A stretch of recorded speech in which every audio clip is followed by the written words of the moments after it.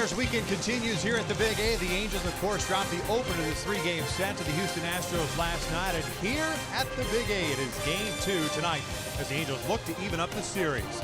Hi, everybody, from inside our broadcast booth, we welcome you back to Angels Baseball here on Fox Sports West, along with Mark Kubica. I'm Victor Rojas, and while the Angels will go for that series-tying game tonight, they will certainly have their hands full. Justin Verlander's on the mound for the Houston Astros. At Gooby, he's had a fantastic season. Not only that, he's thrown the ball well against the Angels. Yeah, his last three starts, Victor, against the Angels, 23 shutout innings, 27 strikeouts. And the reason why, he's really been using his fastball a lot more of late. He's been able to run that fastball upper part of the strike zone, get a lot of swing and misses. Mentioned 27 strikeouts, only 4 walks, 11 hits during this stretch against the Angels. You got to make sure you bring that fastball in the strike zone against him. And one guy that has done that a few times in his career, it's worthy of a Carlos Cam replay, has been Mike Trout. Just 2 hits against Verlander, but both have been big flies. You go back to 2012 against Verlander, that went way out to left center field. And then in 2017, back on May 14th last season, he was able to crush one out there also to left field, way out to you. Try to bring that fastball in the zone, and when he makes a mistake with a breakable, he has given up a lot of home runs.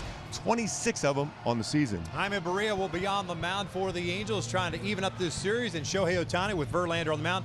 He is in the lineup. He will DH with Albert Pujols playing first base. We're just about ready for baseball here at the Big A. Sit back, relax. Lineups and first pitch when we return.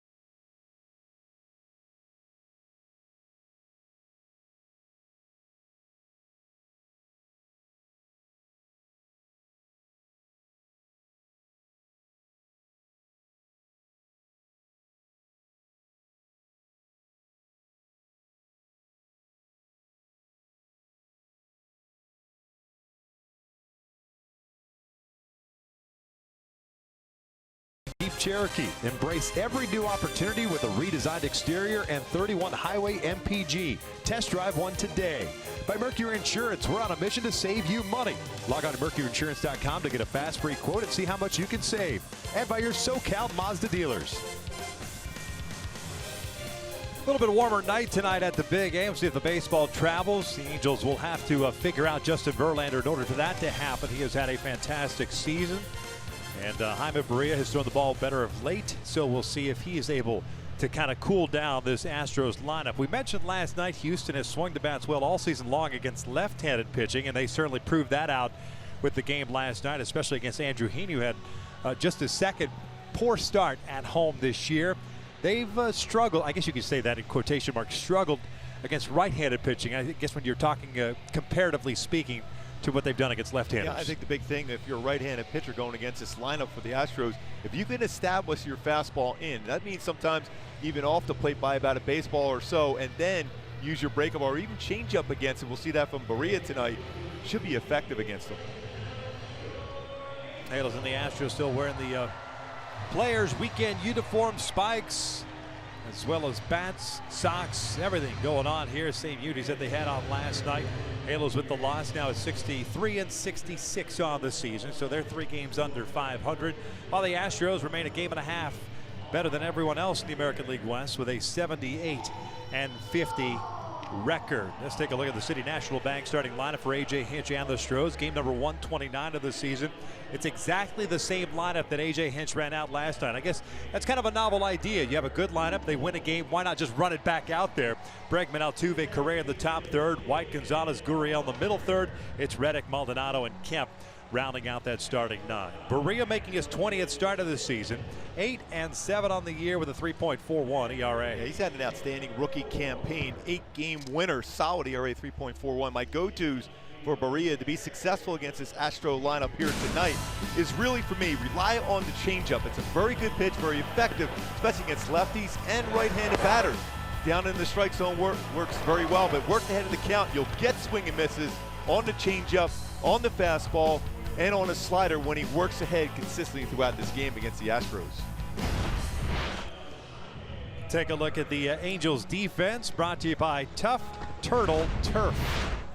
It looks like that's this. not easy to say. Yeah, right. Young, Trout, and Calhoun in the outfield from left to right. Ward, Simmons, Fletcher, and Pujols around the infield from third to first, and Arcia behind the dish. EY Jr. making his second straight start out in left field. He has 3 outfield assists this season, no errors. As an outfielder, taking over now at left field with Mike Trout back in that lineup in center field. Great range out in left field for EY Jr. 79 degrees tonight. And not a cloud in the sky, very little breeze blowing. See what Jaime Berea can do against this high-powered Houston Astros offense. Berea's thrown the ball well. Last 3 starts have been spectacular. 15 2/3 innings. He's allowed 2 runs. And in that stretch, he has struck out 17 while walking 3. You can even go back further. 5 starts, 3 wins, 2 no decisions. Threw very well against the Astros back on May 15th, in which he went 7 innings, as 1 earned run allowed.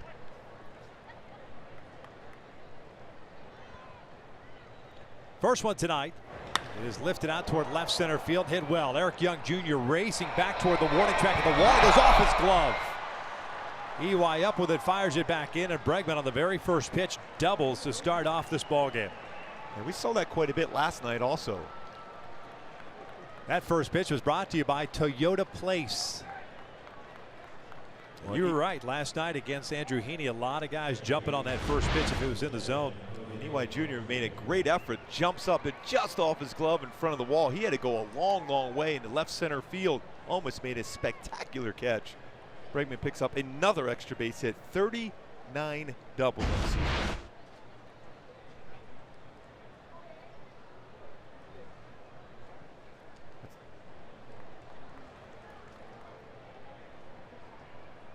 There's Jose Altuve.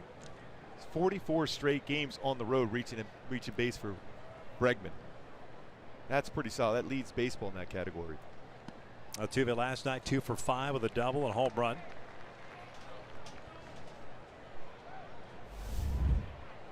Jose comes in batting .329, 10 home runs on the year, and 48 runs batted in.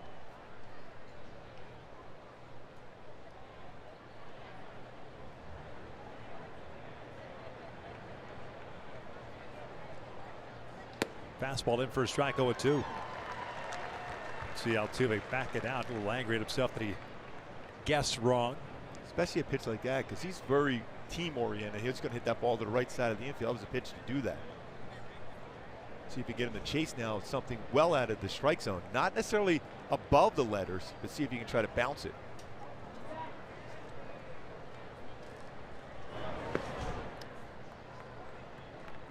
It's 1-2. Quick leadoff double for Alex Bregman. This is an Astros team, as we talked about last night, has played very good baseball out on the road this year. 45-21 away from Minute Maid.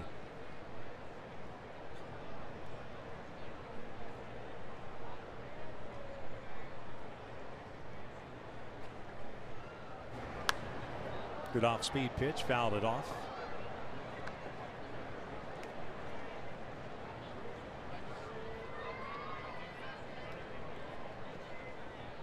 Made a big difference since coming back already into the lineup since coming off the disabled list. The Astros 3-0 with him back.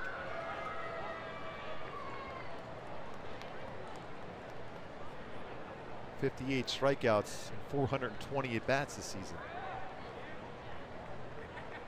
Last year struck out a little bit more than normal. Fastball.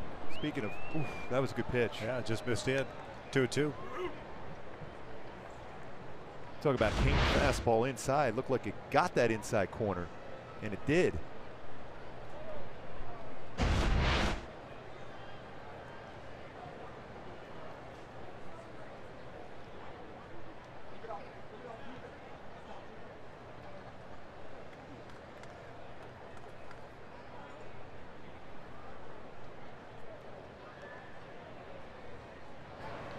Breaking ball misses, and a full count. Bree thought he had a strikeout in the last 2 pitches now. And the one thing you don't want to do at any point as a pitcher, especially, but a young pitcher, is to show your displeasure as far as thinking you hit that corner, both the inside and the outside corner. Especially veteran umpires. They might say that strike zone's a little bit smaller now. Remember that well.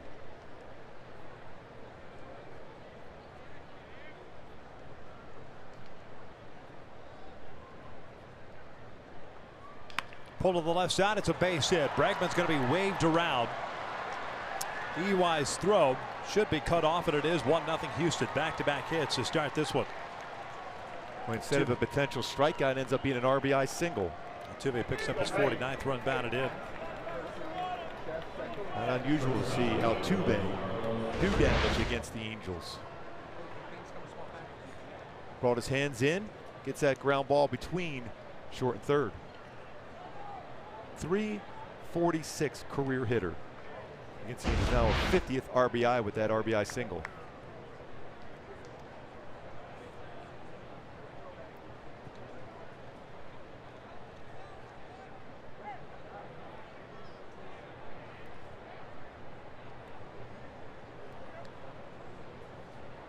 Carlos Correa at the plate, .256 average. It his 14th home run last night. Has 56 runs batted in. One's in off the plate. Pitchers have pitched Correa in a lot more often this season inside. Remember last year he would turn on that pitch. He's trying to inside out early in the season. He was susceptible to a fastball in. Very strong hitting the ball to right center field when it's elevated away.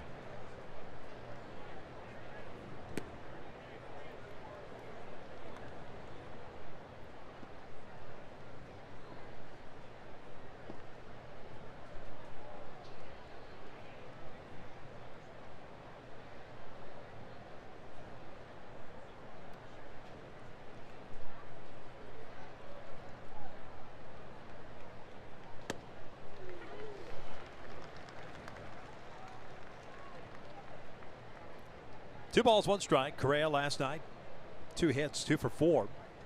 Single home run and a walk, scored 3 times. The home run, a solo shot off Cam Bedrosian. Correa's rolled into 13 double plays this season. Correa could use that ground ball.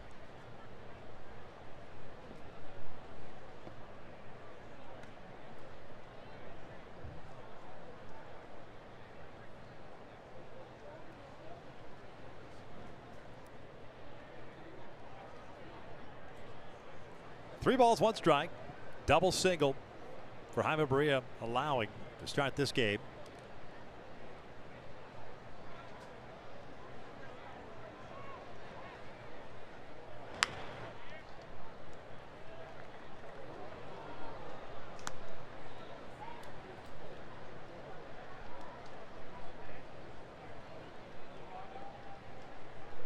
Now full count.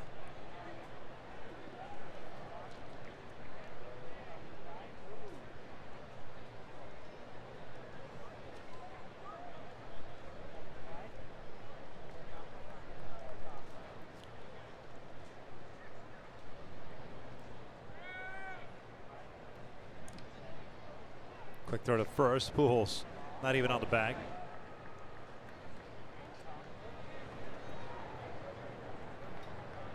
Full count. Altuve more than likely on the move.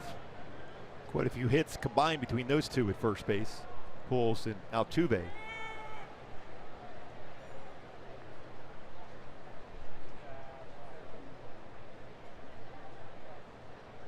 There goes Altuve, foul back. Didn't seem to do a whole lot of running as far as on the bases last night. Yeah. Each day he's back and active. Seen him run a little bit better. 15 stolen bases on the season, been caught twice.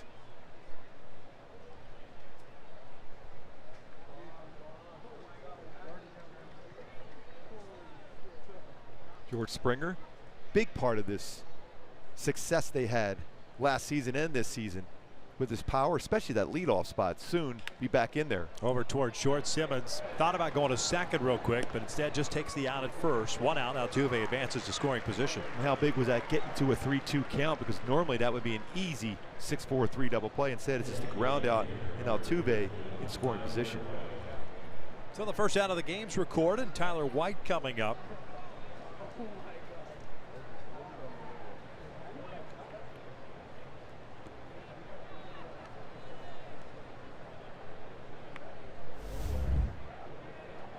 White the DH, hitting .314, 8 home runs, 19 runs batted in.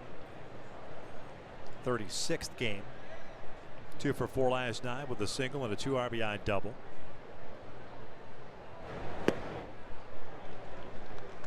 Guessing fastball, got a breaking ball.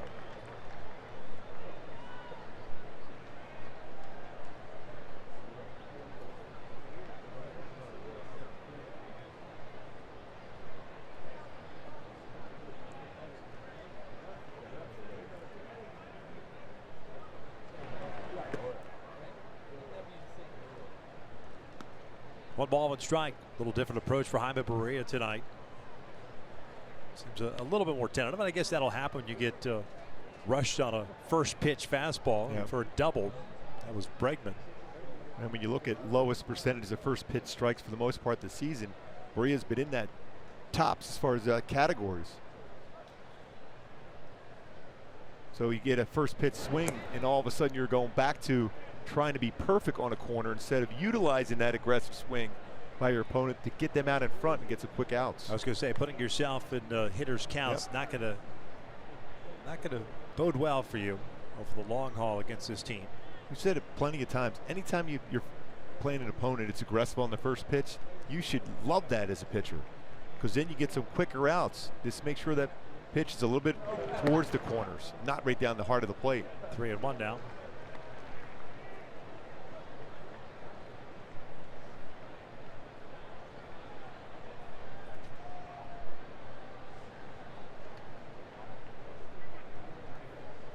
Excellent that last time out. 7 strikeouts in 7 innings pitched. No walks, his 4 hits allowed, his 1 earned run for Barria against the Astros back on May 15th.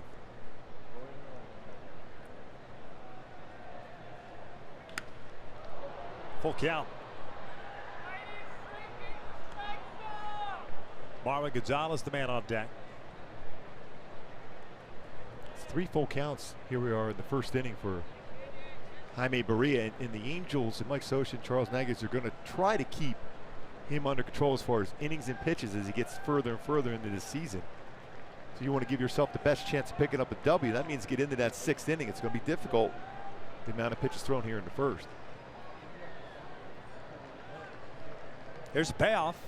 The breaking ball fouled off. I would say virtually impossible, because he's a guy that's been kept pretty much between 75 and 90 pitches. Unless he could turn it around quickly.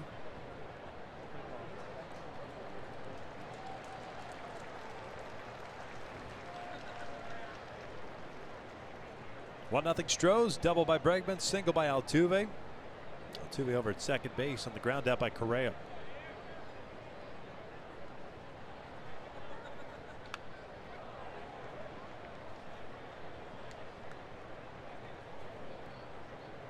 Well, and one thing, if you're a hitter on the Astros right now, you're seeing a pitcher out there who's thrown every one of his out pitches already here in the first inning. A lot of times, and we'll see that with Verlander when he takes the mound, most times he saves a pitch or two, or especially when it comes to velocity on his fastball as the game progresses. Barria right at this moment is trying to survive and get through this inning. He's a real good pitch right now. Popped up on the right side. Fletcher, Pujols, Albert take charge. 2 down. Big out right there for Barria.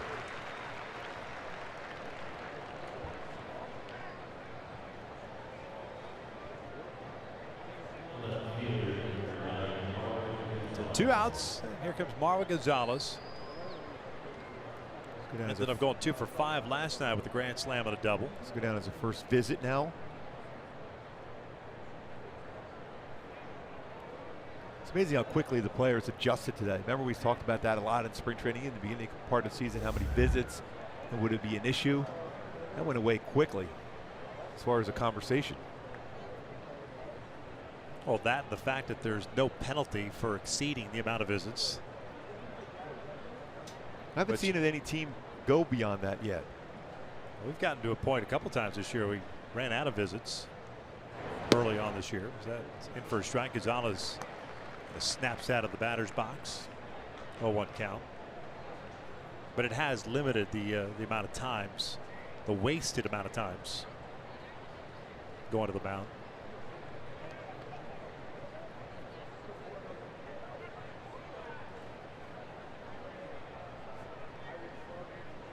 Marwin back in left field, hitting .246. 13 home runs. He's driven home 54. 1-1.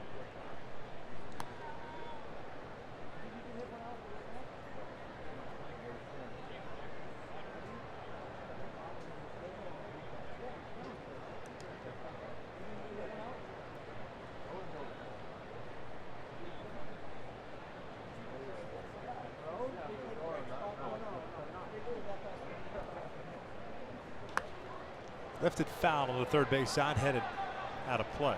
More to give it a look. It's a chance to finish off Marwin Gonzalez here quickly. Limit this to just 1 run, even though there's a lot of pitches thrown, 26 to be exact.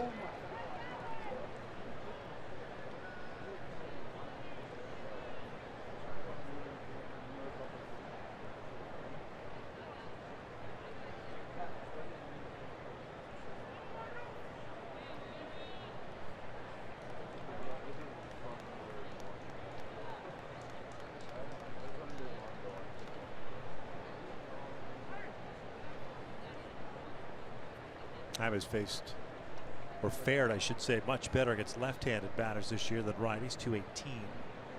So the lefties have hit against him. Here's the 1-2. This is pulled towards Pujols. That's down the line. Albert unable to get up to it.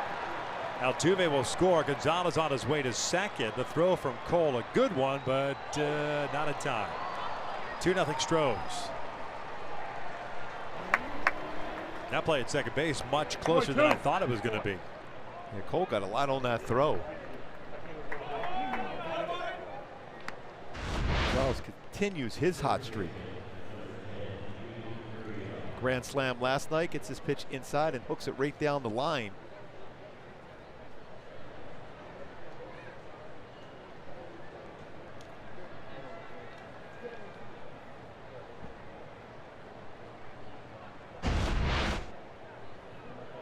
Has a 6-game hit streak going, coming into game 364 during that 5-game stretch. 20th double, 55th run batted in, and Barria falls behind. Willie Gurriel, the first baseman, 282 on the year. 27 doubles, 8 home runs, 62 runs batted in.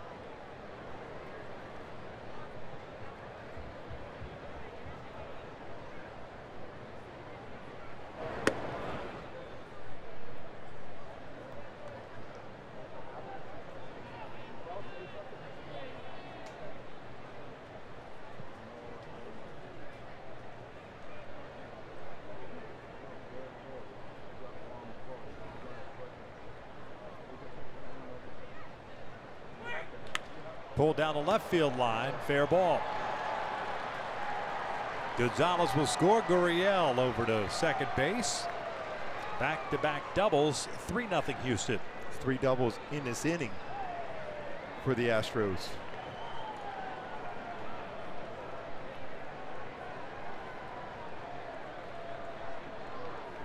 Give them 232 doubles as a team this season.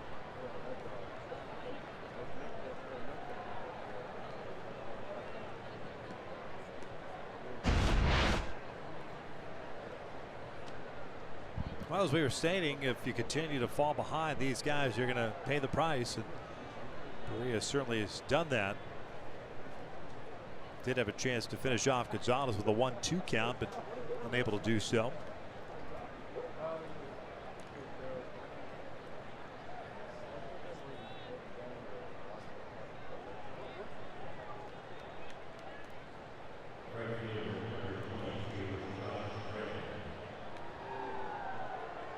Anytime after a visit from a pitching coach, a hitter sitting on a first pitch fastball.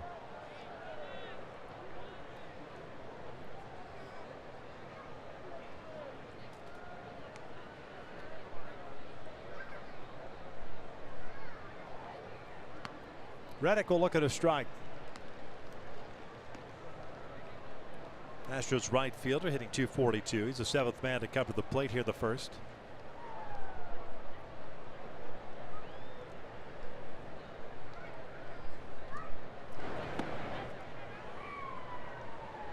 Never a tough task when you're facing Justin Verlander.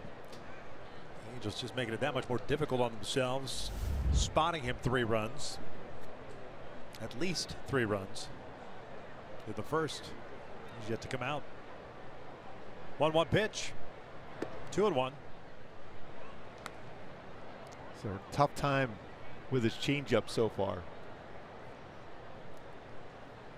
33 pitches, this 19 of them strikes.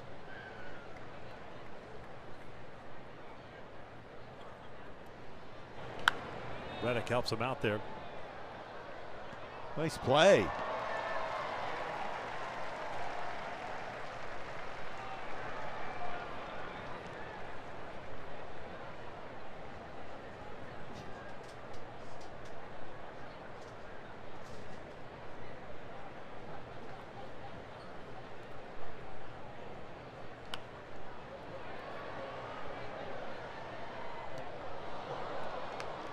Count remains at 2-2.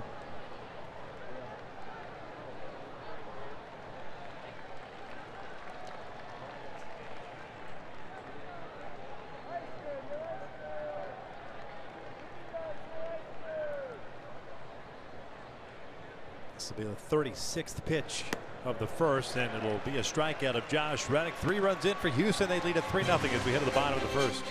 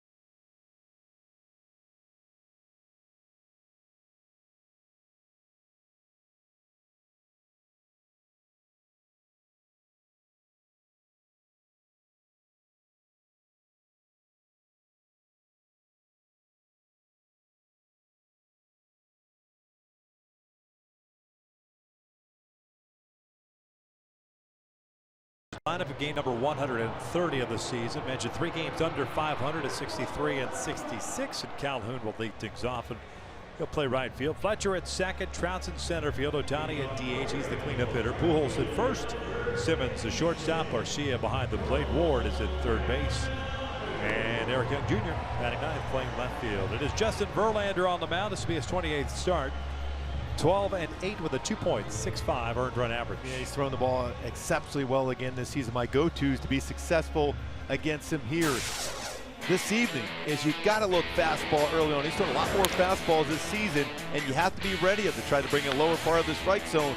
And when you get a mistake, you're going to have to drive it. Home runs are important. He's given up a lot of home runs, especially of late. 26 home runs total on the season. 14 against right-handed batters, 12 against left-handed batters for Justin Verlander.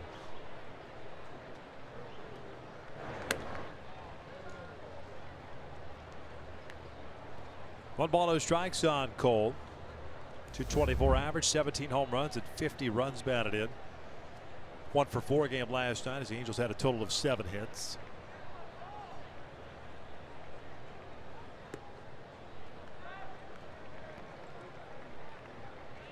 Cole with not a lot of success against Verlander, but now he's put himself in a situation where he can sit on a fastball against Verlander.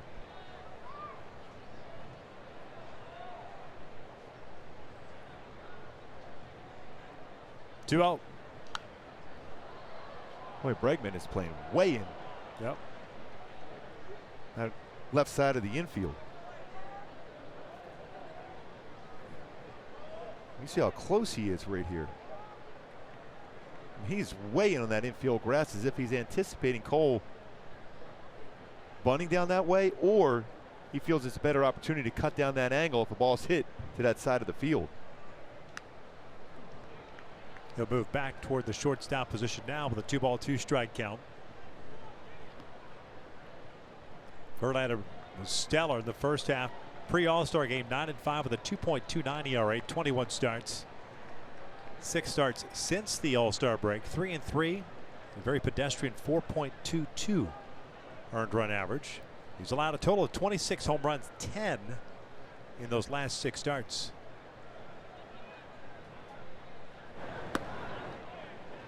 That is his go-to pitch, that high four-seam fastball. Percentage-wise of fastballs this season, 62%. That's the most fastballs he has thrown percentage-wise since back in 2009. Picked up his 200th career win that last start up in Oakland.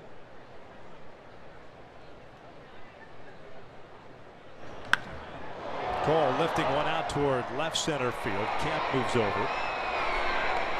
1 down. Take a look at the Astros defense, brought to you by Infinity. And same lineup as last night. So Gonzalez, Kemp, and Reddick in the outfield from left to right.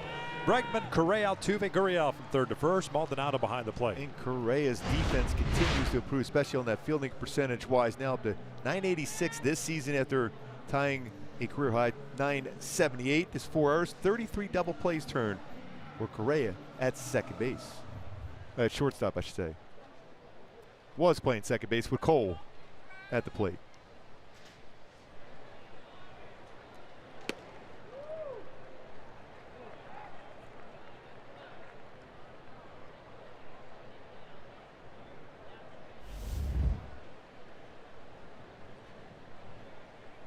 Fletcher hitting 276, and he'll lift this one out to shallow left field. Here comes Marwin Gonzalez, got a good jump on it. 2 down. And I would imagine playing left field at Minute Maid Park, you kind of get used to coming in on the baseball a little bit, trying to take away those little hits, just like at Fenway Park. And you saw the difference with him going back on a fly ball against Mike Trout last night. He's not used to that. He's playing in to take away that single. Anything hitting the air deep in that ballpark in Houston is a home run. So it's more difficult going back on the baseball. Always one of those fun matchups you love in baseball. Trout versus Verlander. John hitting 312 after the multi-hit game last night. They'll take a first pitch strike. 30 home runs, 60 runs batted in. How about that on-base percentage? 462.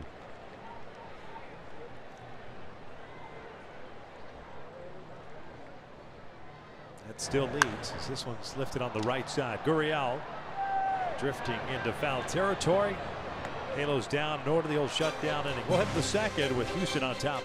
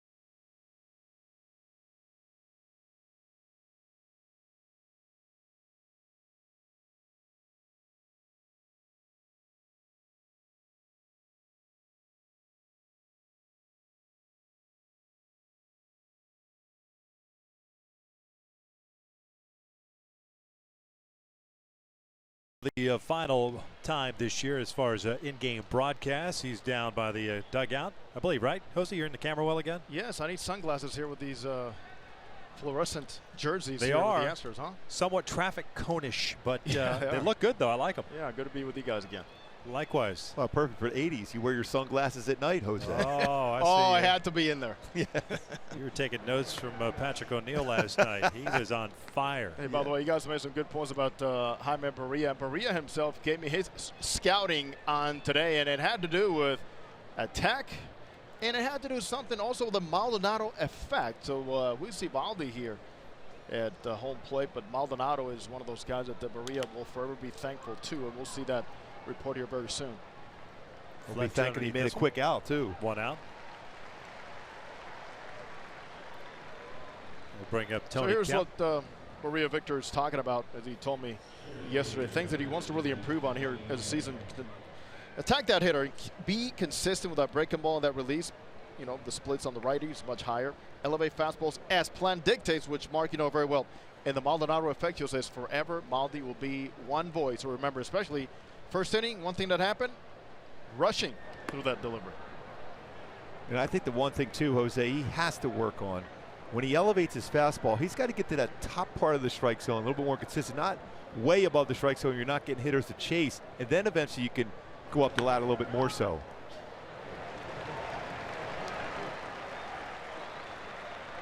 I mean, you can almost call that a little league fastball, because that's kind of how kids were taught in high school. When you said elevate a fastball, an 0-2 fastball up out of the zone, it's up around the neck area, which is a non-hittable. It's not going to do anything as far as affecting the eye level of a hitter or even changing the approach of a hitter. It doesn't set He's up got to anything. get that to that top part, that right around the letters, if I'm just below. If I'm Barria right now, I'm watching how Verlander attacks the upper part of the strike zone. You want him to make some mistakes for sure, but you can also see how effective he can be in the upper part of the strike zone. Right there, Big. That's it. And that's a good pitch, but we're talking about with that 2-strike, just take it up 6-7 inches from right there and give the hitter something different to look at. That borderline pitch, you don't know if it's going to be called a strike or not. And what it does is it makes your breaking ball better. Right. Exactly. Now you're talking about changing eye levels from the fastball to the breaking ball. And planes, you know, there's pitches with, you know, two-way look that certainly can confuse you a little bit more by just enticing you to chase just upstairs a little bit more. You're talking about it's a big point, big factor. Especially against the right-handers with whom he has had troubles with this year. Sets up that little breaking ball of his, because it's not a wipeout slider by any stretch of the imagination, but it's enough if you get hitters thinking about, okay, maybe change up, maybe fastball upstairs, or breaking ball down away. All of a sudden, you're not sure which way you're going to go. That's why I think his changeup against right-handed batters could be effective also, because when you throw that firm fastball upstairs, you throw that little fade down and in changeup, they got to try to gear up to it. If they make any contact at all, there'll be weak contact on the ground.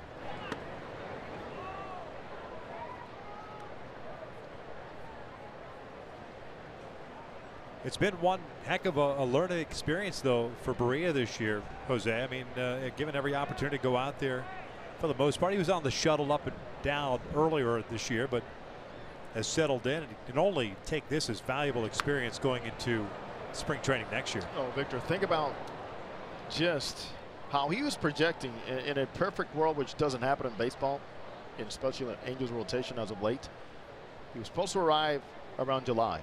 He's here earlier than that. He is challenged to not just be up and down, but make starts while he was still in the minor leagues preparing between starts, which is not easy to do either. Eric Young Jr. is there. Berea settles down here, has himself a 1-2-3 second. 3-0 Houston as we head to the bottom of the frame.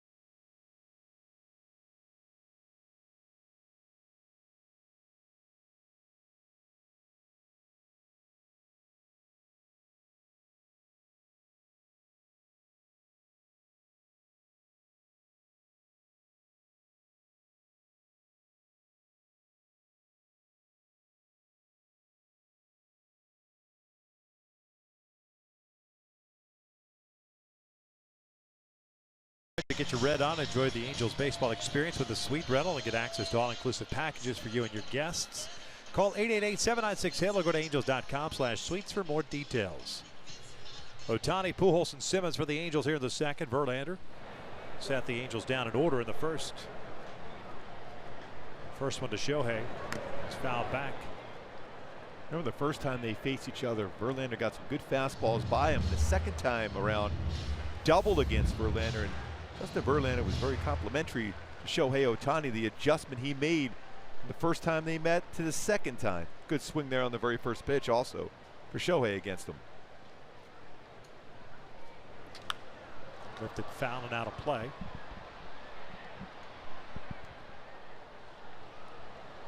No balls, 2 strikes. I think a key for Shohei against Verlander here tonight is going to be he's got to get that fastball down.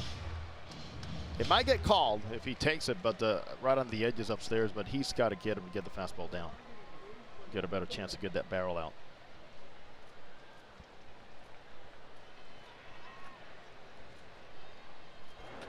This one's pulled down the right field line. Fair ball just inside the chalk and toward the corner.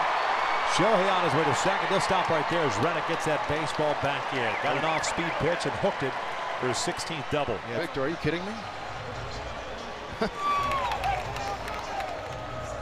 Some plate coverage. Yeah, he's made that adjustment against Verlander. Take a look at our pitch by pitch for Verlander versus Otani. First pitch fastball on it. Second pitch fastball. Just a little bit late on that, was elevated a little bit higher. And then this time he throws an all-speed pitch and he hooks it right down the line for a double. Still was able to get coverage, it was elevated, and he hooked it down to the corner. That's 2 doubles against Verlander in his career now for Shohei Otani. Same plane, by the way. Those eyes were ready in the barrel to get it right on that path.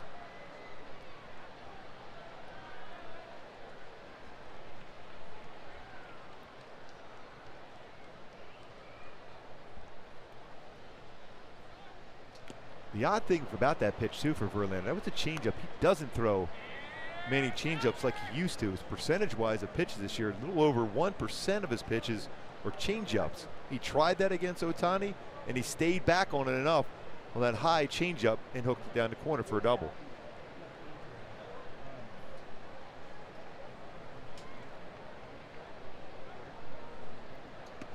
Albert looks at a strike, and it's 0-2. Pujols sitting 249, 19 home runs, 63 runs batted in. Albert, good numbers career-wise against Verlander. How about those kicks? Players Weekend. Big numbers. Yes, lots of big numbers for the machine. La Máquina.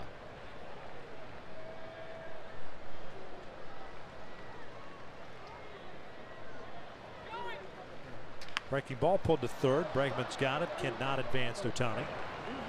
One away. That's a smart veteran pitcher throwing something off speed to Pujols.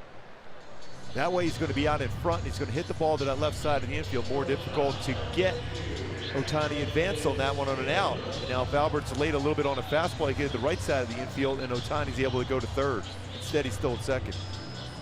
It's a huge difference in the swing path. This one being down, and Albert, even though he got to the baseball, he's got no chance of getting it by anybody because he's already committed and has nothing behind it. Opposed to Otani, he's up in the zone.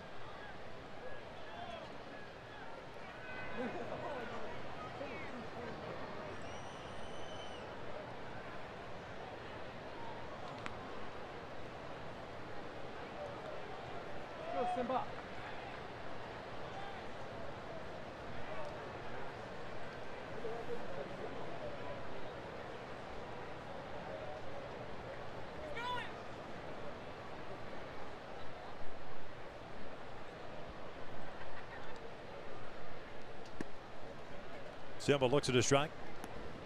My Hyundai key for this game tonight for the Angels to be successful against Verlander and the Astros. It's a little Depeche Mode. Everything counts, and that means every way possible to score runs against Verlander. You have to try. You get a man on second here with 1 out. You have to find a way to score, and you're going to have to go out and play some great defense to prevent the Astros from scoring any more runs as this game progresses. They'll find a way to win this one.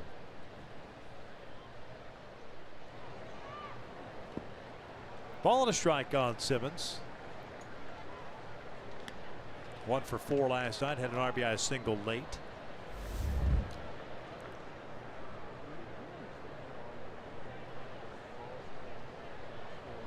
"24 straight scoreless innings here at the Big A for Verlander. The Angels with a chance to get a run across at least here in this inning.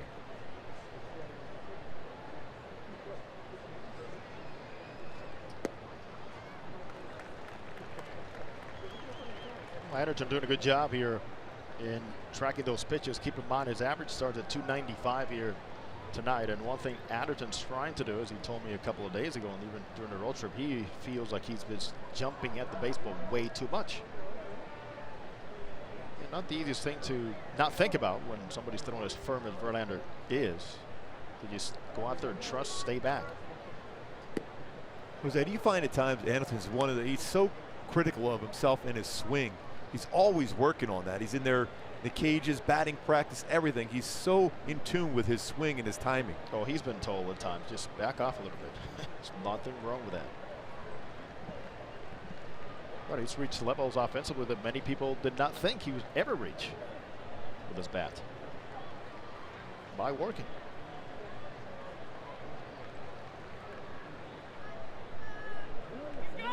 Even though Anderton doesn't have real good numbers career-wise against Verlander, you would think Verlander's going to try at some point in the sequence to rush a high fastball. And Simmons has been so good with that Angel uniform of catching up to a high fastball.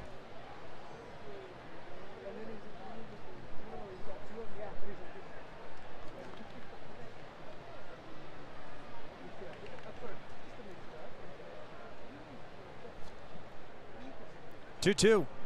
Breaking ball misses. Full count. Victor, keep an eye on Maldonado. There's the second time I noticed he has no signs, and he's flashing signs in a very different way here with Verlander and Otani. Watch this here. Nada. Second time this at bat.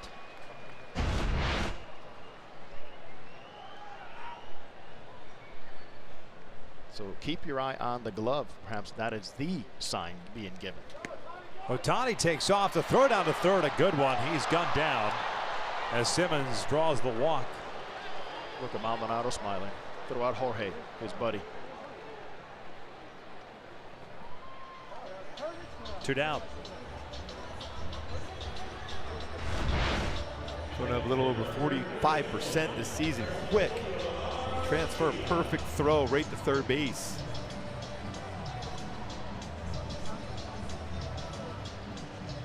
Extremely tough. Try to steal with somebody throwing that hard up in the zone when you have no walking lead. Yeah, Verlander's really good as far as varying his looks back to second. Always has been. He's not the easiest pitcher, even though he's a right-handed pitcher, to steal against throughout his whole career. Garcia fouls it back. The Angels catcher hitting .310, 3 home runs, 15 runs batted in.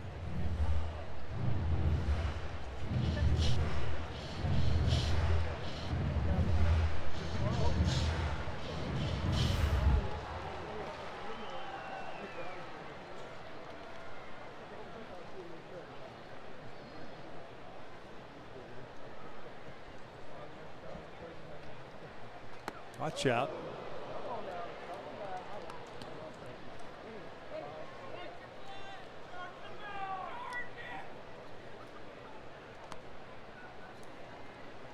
Pretty good swing the first pitch. Garcia against Verlander. Next one. Want to make sure he's aware of the veteran on the mound.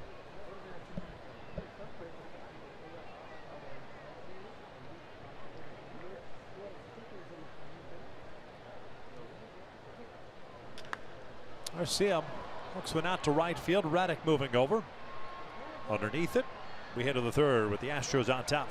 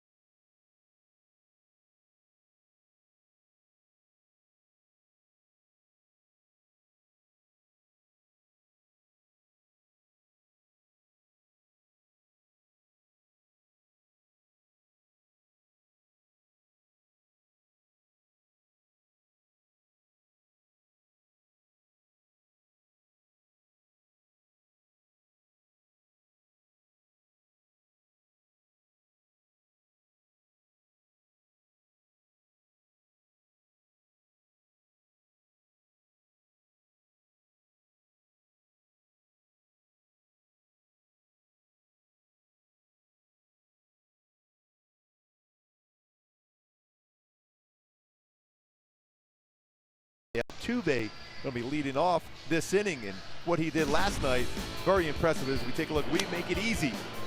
Brought to you by SoCal Toyota. The eyes seeing David Fletcher was going down the line, reads that, gets that a one hop, fires to first base to complete a double play. It's all about the instincts and be able to see and comfortable enough to see where David Fletcher was going down the line and eventually complete a double play. Outstanding play by Jose Altuve. So often we talk about his hitting, but he is a very good defender at second base.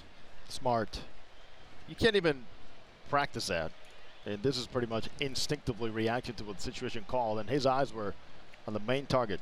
Where is Cole Calhoun and how close is he to first base? 2, 3, and 4 for the Astros after Barria retired them in order to second inning. It'll be Altuve, Correa, and White.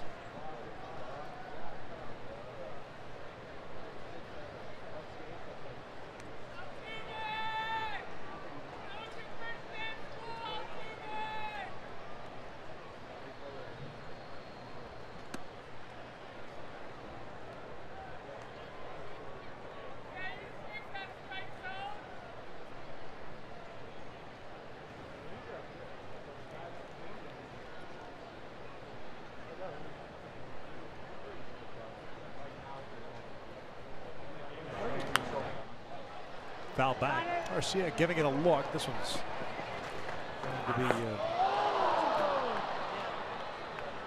This play looks like he got his cleats caught there.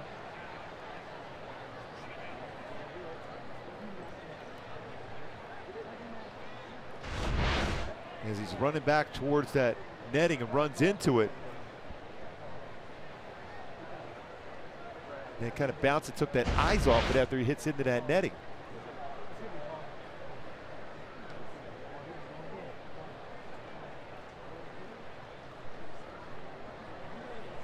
One ball, 2 strikes.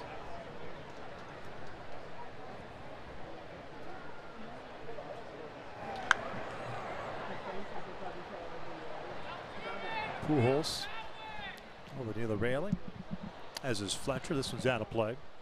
Because, you know, Jose Altuve, great sense of humor. So after 3 batting titles, 4 consecutive seasons of 200+ hits, he finally got his first hit in AAA the other day. And he was telling me about how fun that was to share with his teammates. As we see Mike Scioscia here and Adam Neville, Angels athletic trainer, tending to the hand of. Yeah, he wanted to get caught in the netting when he got back towards that pop-up.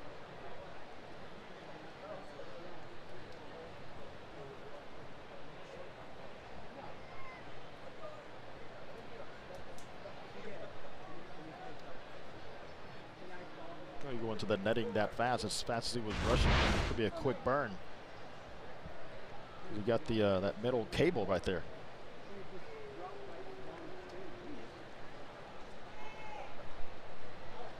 Got the hand and foot caught in that netting.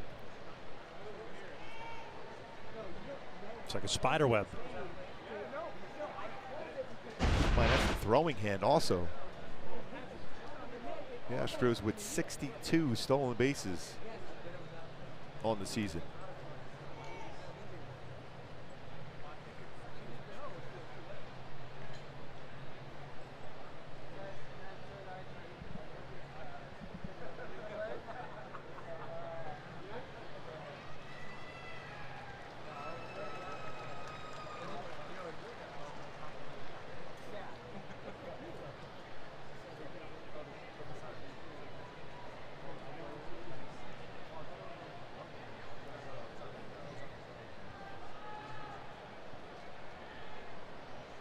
One ball, 2 strikes, and Altuve, the leadoff man here in the 3rd.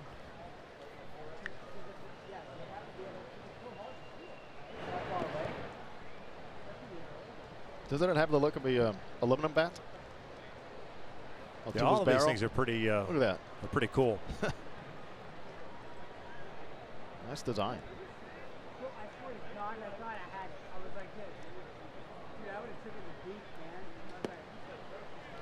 Full count now. So some pretty good patience. His first 2 at-bats against Barria for Altuve.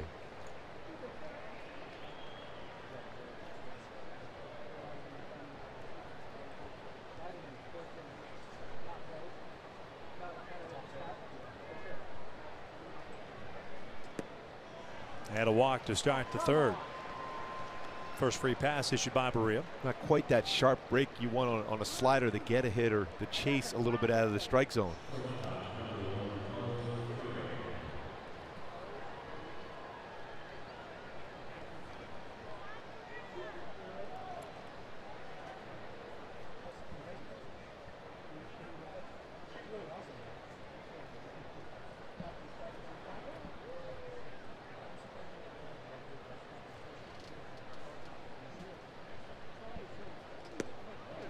Correa takes a strike.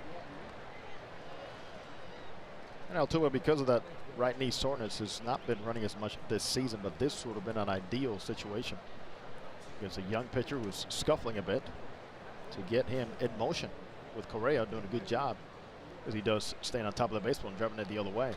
Gets jammed here, pops it up. Pujols and Arcia. Albert calling for it, 1 down.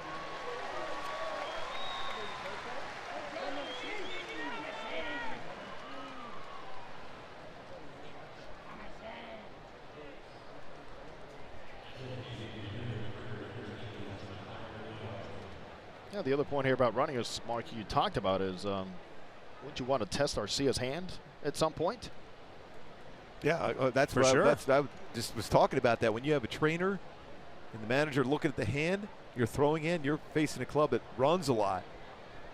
You would think, and Altuve was running the first at bat, avoided a double play ball. That grounder by Carlos Correa would have been a double play. Instead, because he was on the move, was got into scoring position, eventually scored the second run of the game.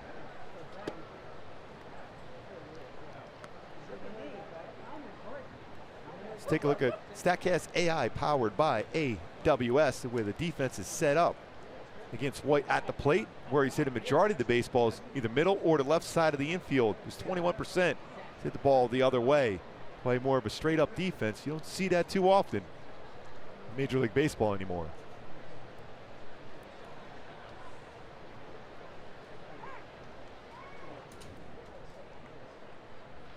We mentioned last night about Altuve. There was a couple of plays, even plays on the field, where it didn't look like he was 100%, still kind of feeling his way back. They needed him back in the lineup, considering some of the struggles they've had since the All-Star break offensively and the injuries that they've had as White cuts through this one. Especially when he had that double last night. So often you see him win at second base. He's trying to time a pitcher. Well, that and the non-tag on the deep fly ball to right when he was at second didn't go to third base. And Jose, we were talking about how important it is to make sure that he's healthy. You want to win every game, of course, now and make sure that you get to the postseason, but they're more worried about the long-term health going into September, into late September, and so on. You're absolutely right on the money, because you almost have to be talked into going on the disabled list. First time in his 8-year career. Keep that in mind. Yep. And if I look at the leads and how aggressive he usually is, even at first base, you can see that he does not want to be pushing the issue here, because it is that front leg. Don't let the little guy surprise you, though. He'll do it.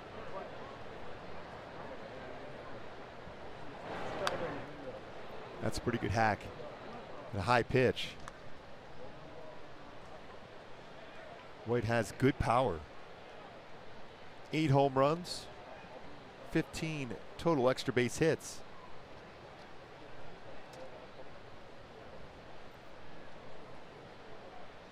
The best OPS in the American League since the All-Star break. You got Trout and then Tyler White right behind him. JD Martinez, of course, he's going to be in that list. He's had an outstanding MVP type season. Pulled, foul.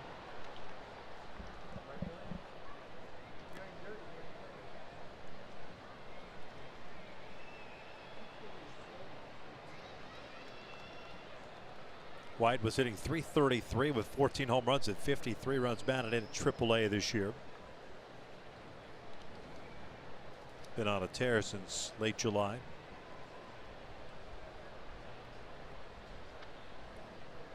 Oh for 1 as he popped out to Albert in the first.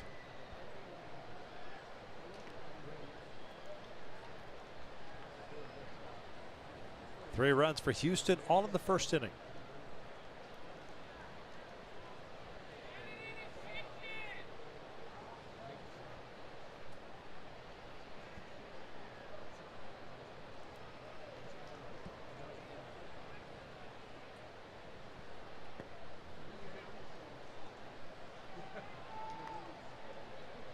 2 balls and 2 strikes. 61 pitches here in the 3rd inning. He had a very quick second. Was ahead of Altuve before issuing the walk. Got Correa to pop out here in the 3rd.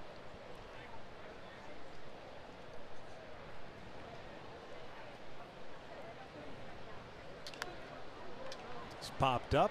Simmons drifting out. 2 down.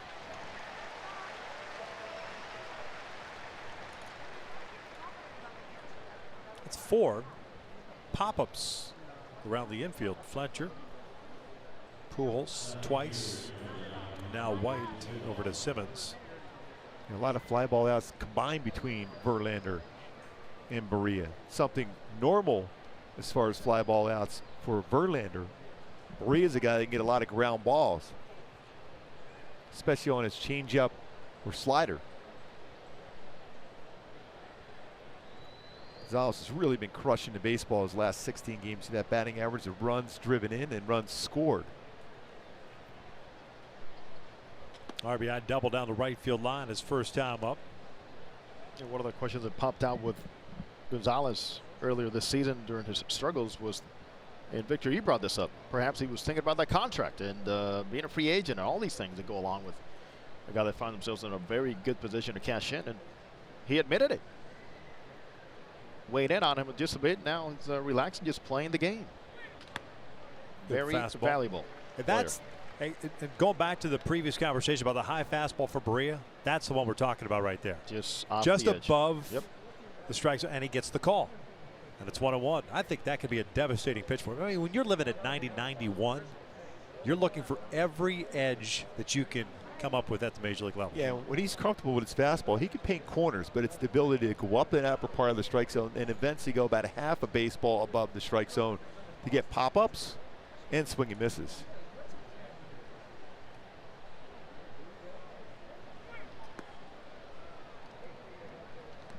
One thing Mark has very clearly stated here to me from this level is this is the first time I can say that Berea, and I've done a couple of games here with you guys on this level with him pitching, sometimes even slowing down his body when he throws that changeup. You see a lot of good takes here today.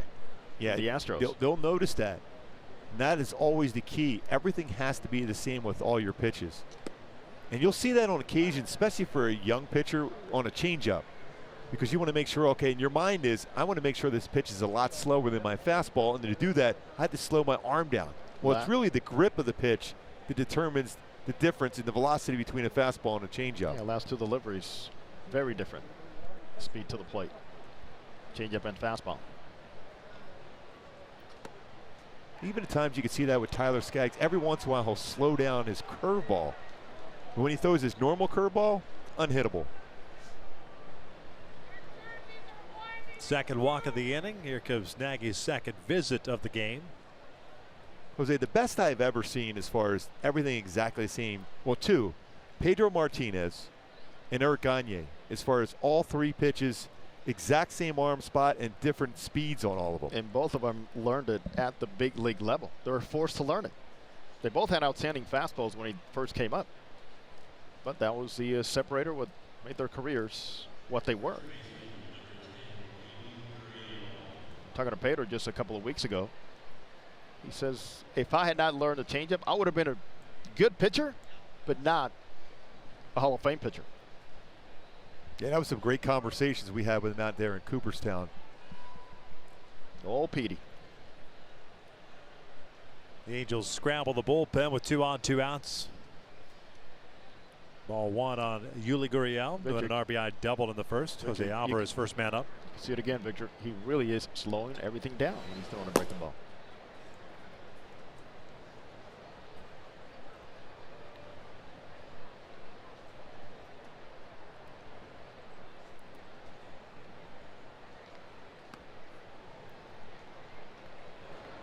Now, when you try to guide an off-speed pitch, it's very, very difficult to get that in the strike zone.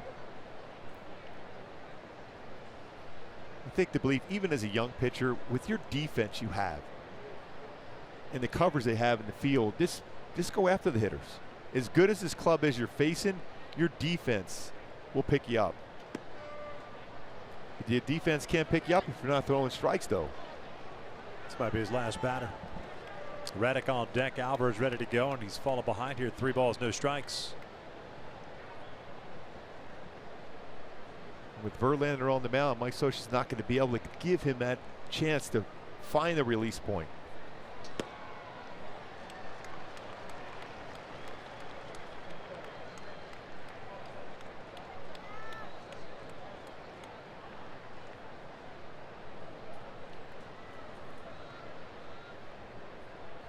Altuve's at second. Gonzalez at first. 3-1. Gurriel rips one out to left field. That'll bring home at least 1. Gonzalez will turn and head to third.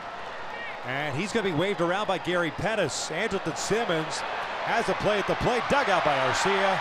And he doesn't even bother to tag home. Now he's called out.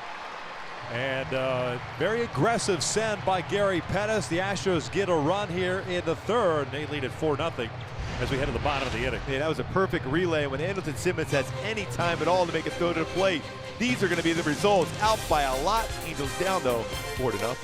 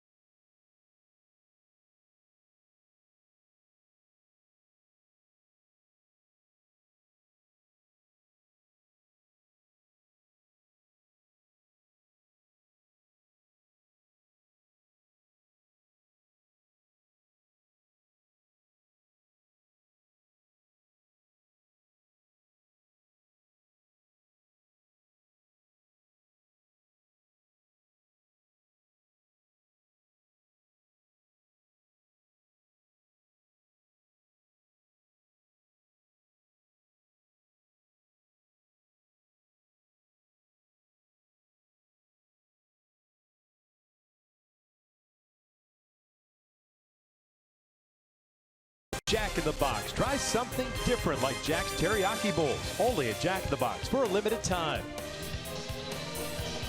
4-0. Houston leads it here in the bottom of the third inning. And fortunately for Jaime Barria, even though it may still be his last inning, who knows, but that aggressive send by Gary Pettis, and Mauro Gonzalez easily thrown out by Andrelton Simmons. Nice play by Francisco Arcia. Yeah. You saw that ball was going to short hop and shortened that hop by going out to the baseball. Yeah, and it was easily be able to at least attempt a tag at home.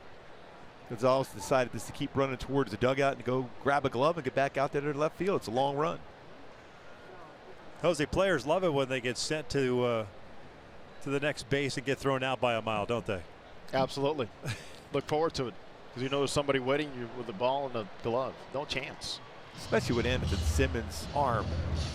He had himself perfectly situated to get that relay throw in there and a perfect throw to the plate. And that point you made, Victor, about going out there and getting that short hop is key in that play because you have to have the mentality of not getting eaten up as hard as Simmons throws a baseball. That's hard for a middle infielder, Jose. You played it. That you know, if you're Andrelton Simmons, you're not sure where that runner is. So you have one mode, meaning you're spinning around and firing it as hard as you can to the plate. Because if you take your time and you guess wrong that the base runner is closer to the plate than he is to third base, then you're really in big trouble. It comes down to anticipation, right, and knowing your third base coaches around the league. Some are more aggressive than others. Gary Pettis is very aggressive, like Dino Evil is, and you count on the voices behind you telling you where to throw that baseball, or just cut it off, hold it, run it in.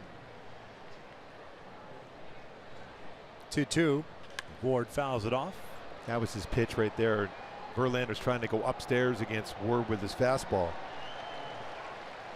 There's one of the all-time great players, too. You talk about covering some ground in the outfield. Gary Pettis. About the size of that glove. Remember him going over the wall. Before regulation? Yep. He used a huge glove. That was a high Leicester. 2-2. Breaking ball. Full count. Yeah, Gazelle, he can go get him.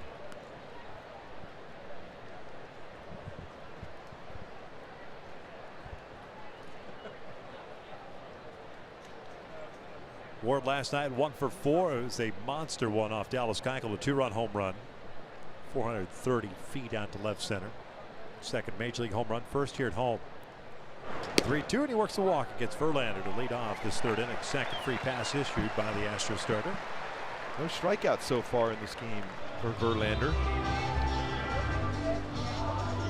Yes, he has been dominant against the Angels. He has been dominant here at the Big A, but as we mentioned in the pregame, Mark, if you're going to get him, it's now. 14 home runs allowed last 38 innings. 4.74 ERA last 7 games. And he's been getting hit a little bit on his fastball. Take a look at our Subway league leaders as far as all-time strikeout list. Verlander 24th all-time. It's behind David Cohn, Frank Tanana, Cy Young, Chuck Finley 25th. Finn to win. All-time. Eric Young Jr. takes upstairs. That was your guy last night. 80s, all-time 80s player with the Angels. Yeah. Finn. Finn to win. Finn could get it done now. Strike him out, walk him, get out of trouble with the best.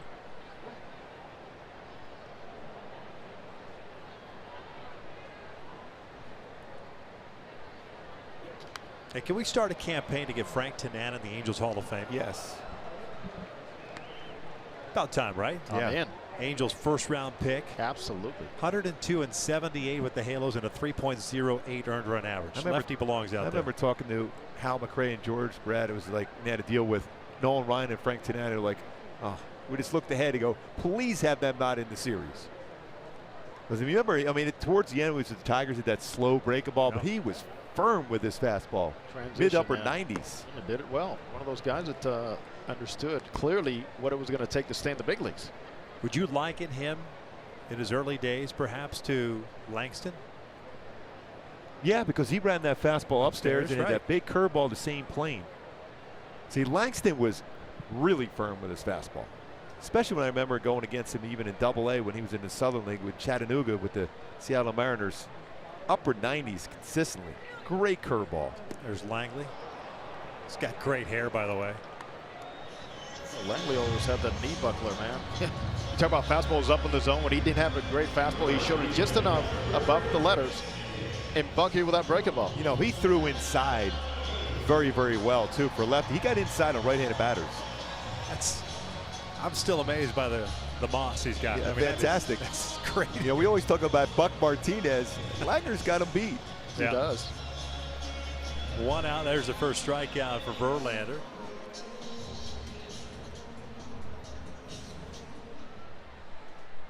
There's Cole Calhoun. Fly ball to center field the first.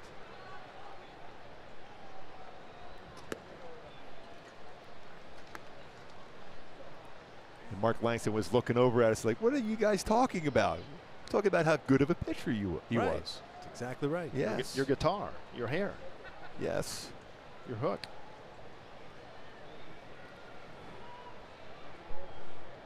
Ward over at first base. Leadoff walk. Bregman once again on the grass over at third base. He's not that far away from being in the batter's box as close as he is towards Cole. I can't believe how close he is. How does he feel safer there against a left-hander than you would against a right-hander, wouldn't you? Oh, 100%. Wouldn't you like to be in that position with like Dave Winfield at the plate? Where you feel like the Hey. swing almost hits you? Spring training, guys, infield in. Who's up? Winfield or Jesse Barfield or something like that. Cover yourself.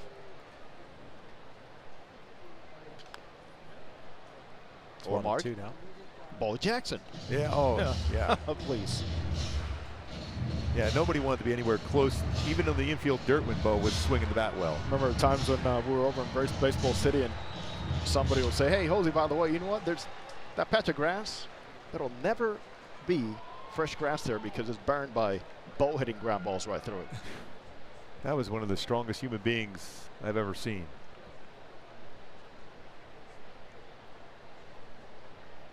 One, 2. Back-to-back strikeouts for Verlander. 2 outs. Look at our Nissan pitch cast, where Verlander all of a sudden had no strikeouts going until this inning back to back. Located slider upstairs. It's all about location. If you can throw that fastball up, and his ability, so often as a pitcher, you're more apprehensive about throwing a slider up in that plane. But when you've established a fastball up there, you're going to get swing and misses on a high slider. Fletcher fly ball to left field in the first. 0 for 1. Again, another high fastball.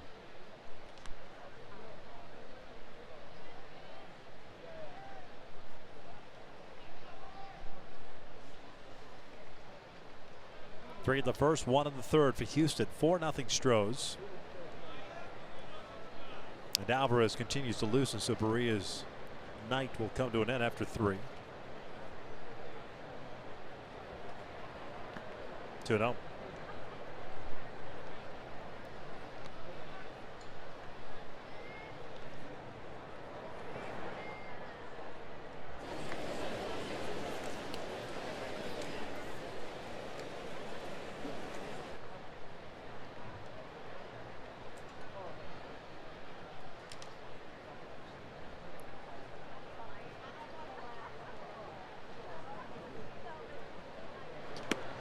Off the plate, 3-0. Trout on deck.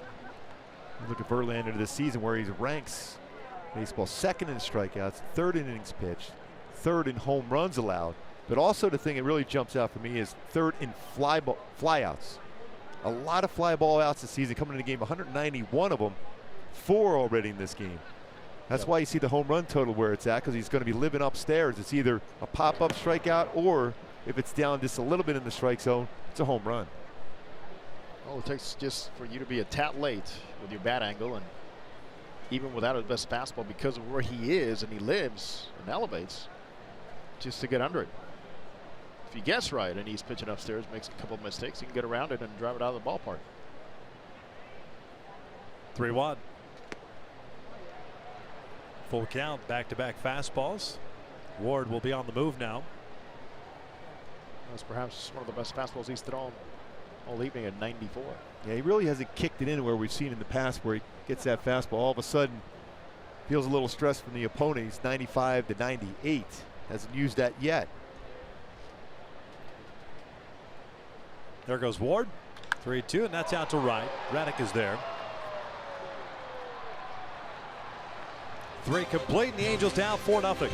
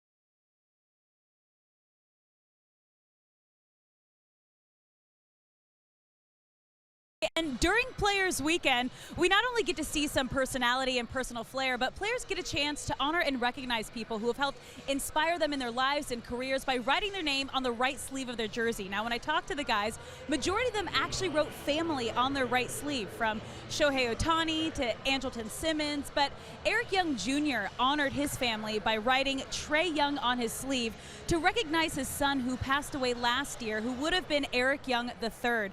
And EY said he not only honors Trey this weekend, but keeps him with him everywhere he goes. And Gooby, we heard EY openly talk about that last season, but it's just another reason that makes Players Weekend so special, to get these little stories and insights. Yeah, that way everybody can just see where, whether it's the good or the difficult things as far as being a baseball player and the travel and being away from your family. And EY Jr., one of the all-time greats, and him being able to share with everyone his family, that's a very important thing.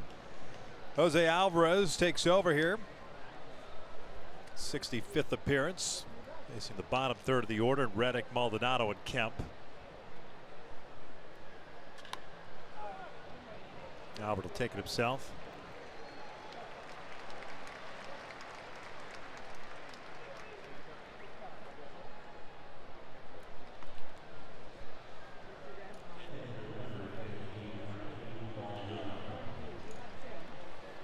Jaime Barria, final line, 3 innings, 5 hits, a strikeout, 2 walks, 4 runs, 4 earned. And Jose Gooby, I know we talked about it while he was out there, just wasn't his night. I mean, he's thrown the ball so well over his last 5 starts with 3 wins and 2 no decisions, and he's thrown the ball well against the Houston Astros. Yeah, I think when it came, confidence, you could see, and Jose had a great view of it, just slowing down his delivery. That means you just didn't feel confident enough to challenge with certain pitches, whether it's a slider, or fastball, or changeup, and didn't have that feel, that finisher pitch at all in the game tonight. But it's going to happen. I mean, he's been so good.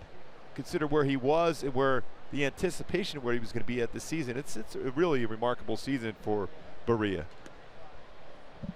Well, something we learn every time you take the mound, and for Barria today, it's about the intensity and bringing pretty much every single pitch, make it count, and just did not look in sync at all today with his mechanics, delivery, and being able to repeat those mechanics. And those games are going to happen. Yes. Whether you're a rookie or a veteran pitcher, those games are just bound to happen. I mean, you look at Verlander's lines over the last couple of games. He's had a performance in which he got 2 innings, 6 runs against the Seattle Mariners. I mean, they just happen. You try to limit them, obviously, but they're going to happen.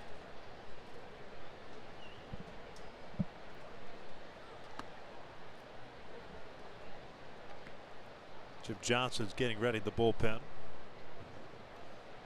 Martin Maldonado popped out his last time up. 65th appearance now for Jose Alvarez.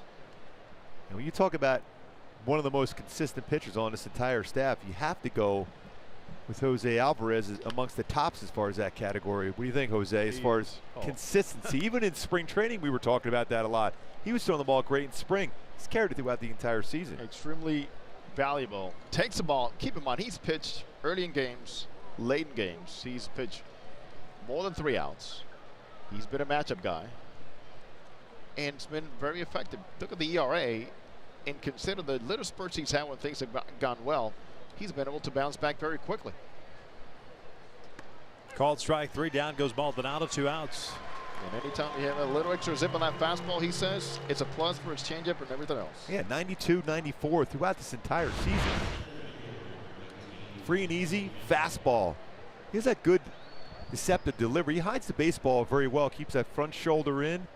Can get that fastball, that sneaky fastball by hitters. Even his former battery mate got that one by him.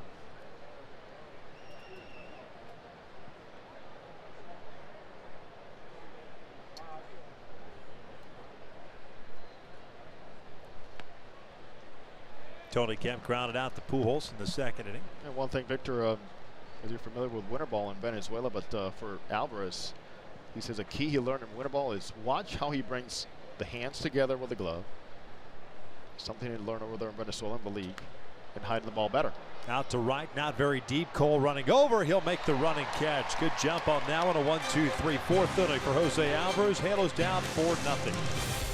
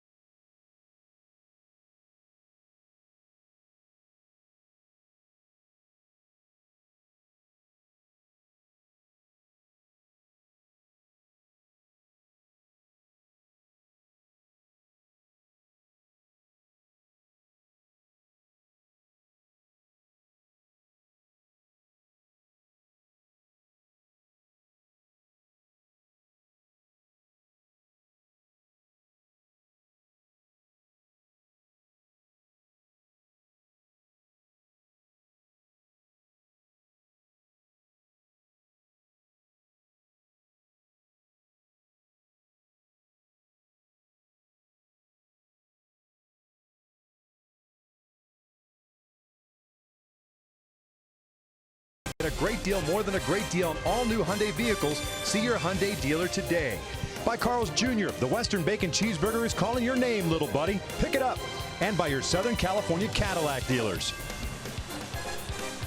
It is the bottom of the 4th inning. The Angels trailing 4-0. Mike Trout to lead things off against Justin Verlander. Houston taking the opener of this series last night. And doing so by the final of 9-3. The Angels trying to even up this series.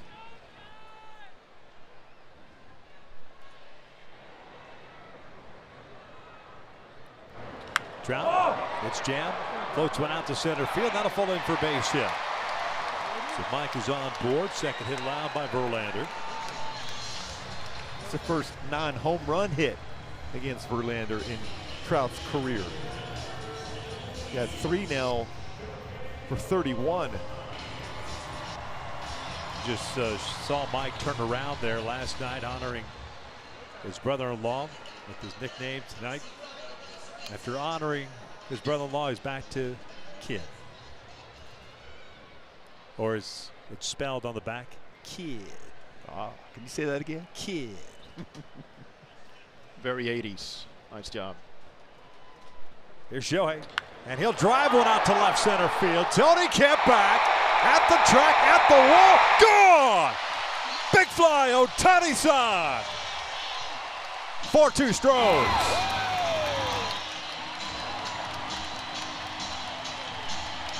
He's almost caught Mike Trout at the plate also.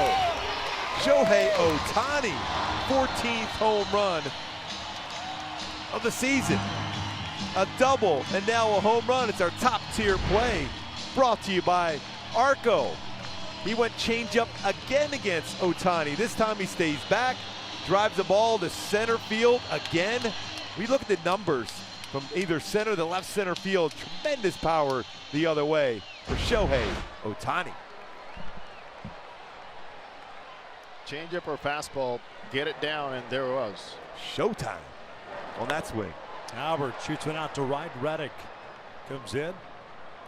One down. I'm not so sure Verlander's going to be as complimentary towards Shohei Otani after this game. Remember, he goes, oh, he made some good adjustments against me. A double. Well, now he's got a double and a home run against him. And breaks that scoreless streak here for Verlander in this ballpark. Victor, think about what it takes, Mark, to generate that type of power against the off speed and pitch location to hit it out to that part here in this ballpark. The amazing thing about it, Jose, is that there are times, and we see it, especially early on when they've been pitching them with fastballs and off the plate, trying to pull the baseball. But he has ridiculous power to center field, even to left center field. He almost should just kind of cheat, meaning go that way, look to go that way, and then he's quick enough to turn on anything on the inside part of the plate. I mean, if you look at the home runs he's hit against the pitchers this year, you're talking about some of the best in baseball. Luis Severino, a 98-mile-an-hour fastball, right center field. Corey Kluber to center field. Verlander here to left center field.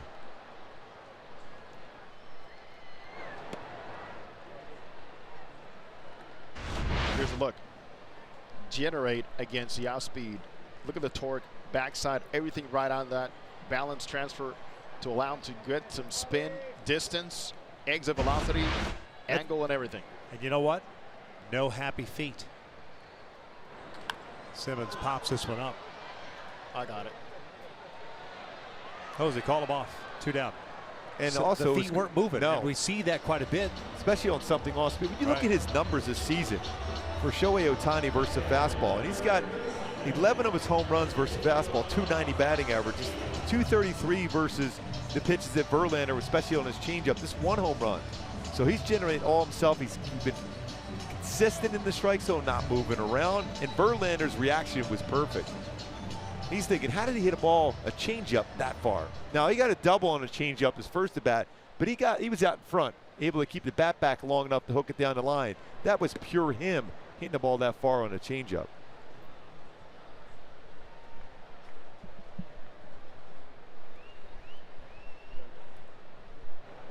We see it with very good numbers here in this ballpark. 500 batting average.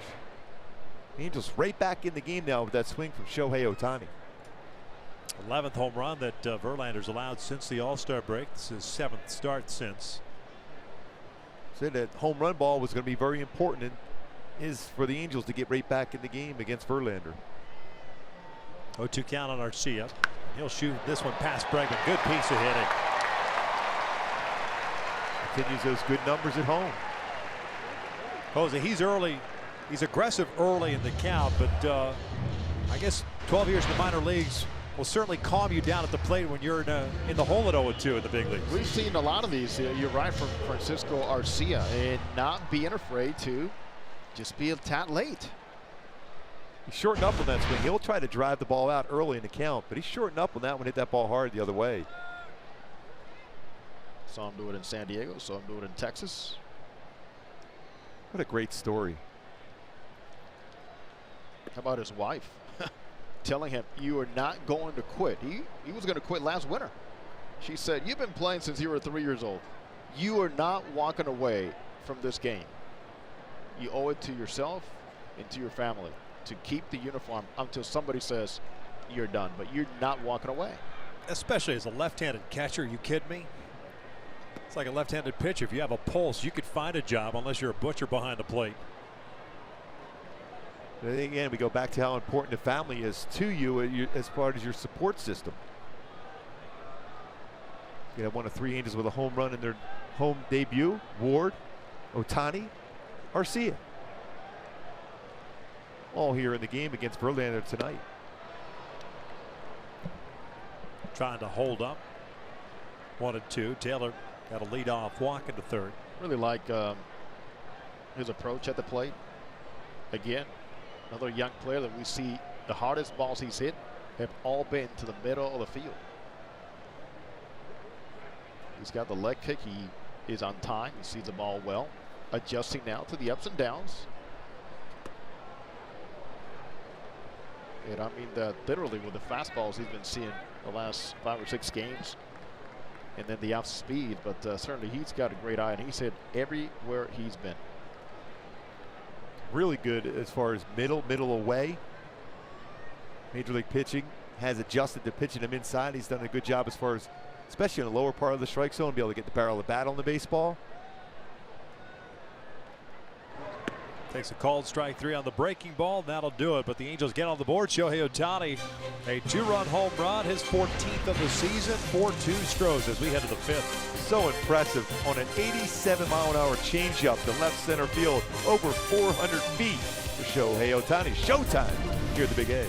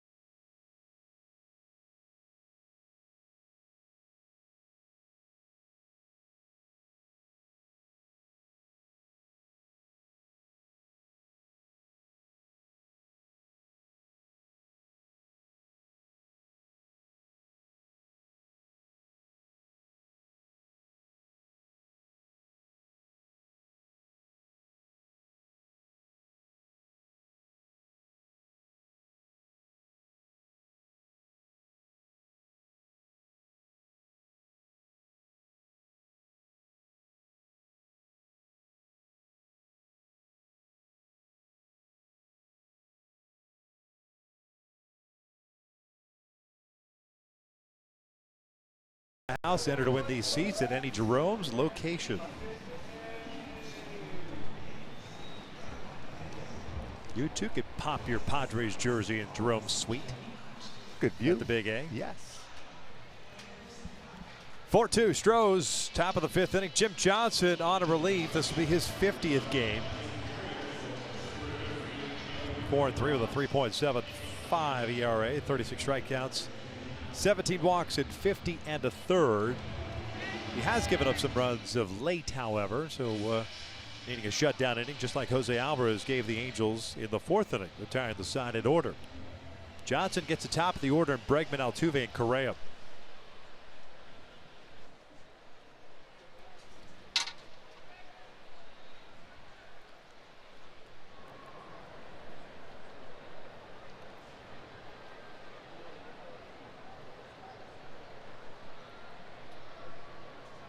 Bregman tonight, a double and a run scored in the first, a fly ball to left in the 2nd inning.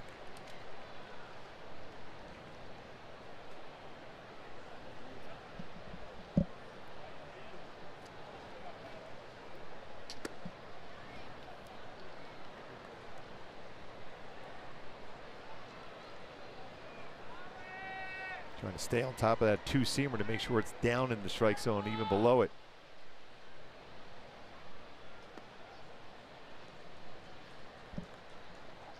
Just pitched in 11 games this month. A 4.66 ERA. Allowed 5 earned runs in 9 2/3 innings. 3 balls, 1 strike.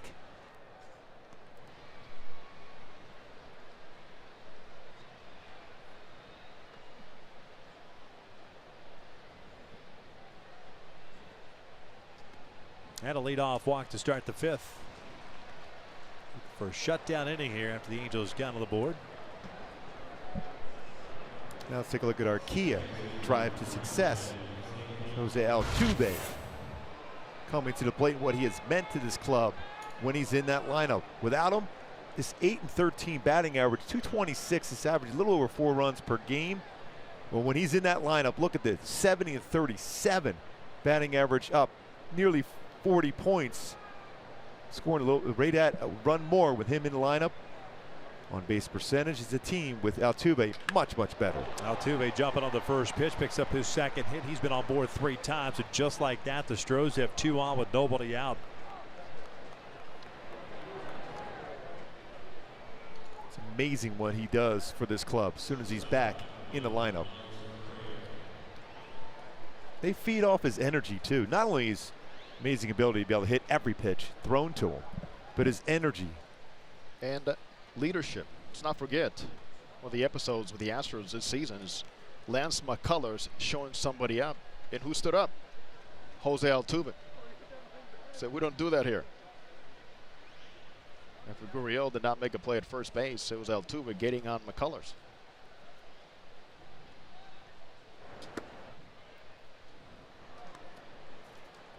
Correa 0 for 2 with a ground ball to short and a pop-up to first.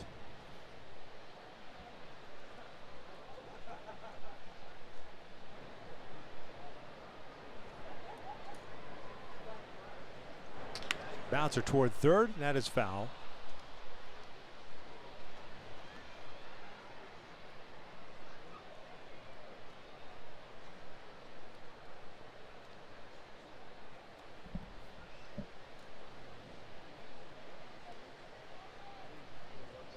One ball, 1 strike.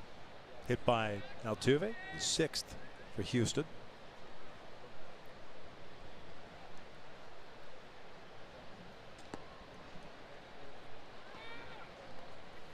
One. Jim Johnson throughout his career has been a ground ball machine, a double plays machine. He needs one right now.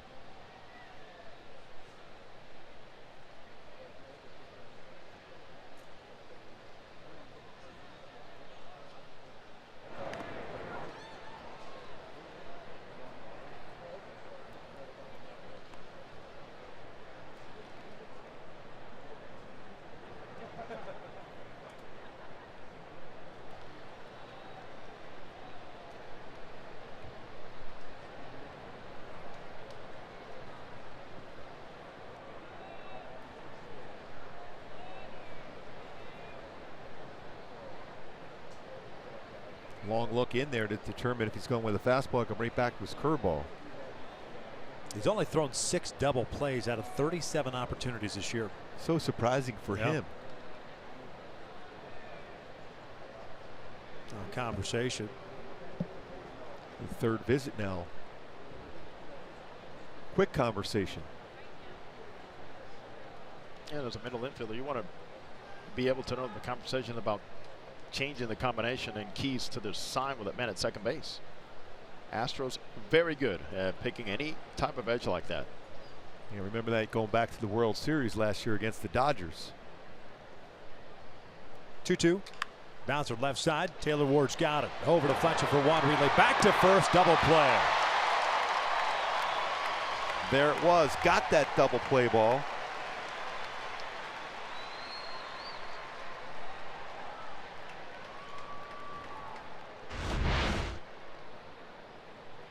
Ward able to get that, get rid of it quickly. Fletcher, another good turn at second. Now, Jose, that transformation for Taylor Ward from catcher to third, how difficult is that for him to be able to make sure he stays in that athletic position to make that throw to second to be able to get a double play turn? You have to be a good athlete. You got to have open mind. You got to work your tail off, and you have to understand that the speed of the game, especially at this level, it's much quicker. So what are you seeing from him so far? You seeing pretty good as far as getting comfortable at third base? Yes, I have, and arm angle is pretty consistent. Now, they've been working a lot with him on getting rid of the baseball. You saw there on the transfer where he did not wait too long to get rid of it. A couple of times so far this season here in the big leagues, he's been caught and just almost doing a little wind-up to first base and a couple of close plays. But on a play like that, you want to give it to your middleman as soon as possible. He did a good job with that. 1-0. That's downstairs. 2 balls, no strikes. And I would imagine, Jose, that that's more of a process of, you know, he's got one heck of an arm, and you kind of fall in love when you've got, you fall in love with your own arm when you have the ability to throw it the way he does, so that you think you can take that little extra beat or half a beat to get rid of the baseball. True it is. And then you think about distance from third base, and you think you have more time than you usually do. But it takes a good athlete. The Angels have done a good job with that throughout the last couple of drafts and just taking chances on guys. And Victor, you mentioned Matt Thaiss. We talked about him before the game today. Perhaps him maybe getting a chance to come up here, who knows, in the next few weeks. Another former catcher who was converted into a first baseman. Be interesting to see a week from tonight whom the Angels call up. It's good to see too, Victor and Mark, Alfredo Griffin, Dino Ebel, and Keith Johnson every single afternoon or even before day games in a corner of left field. They spend some time getting the footwork and the repetitions and reminders with Taylor Ward.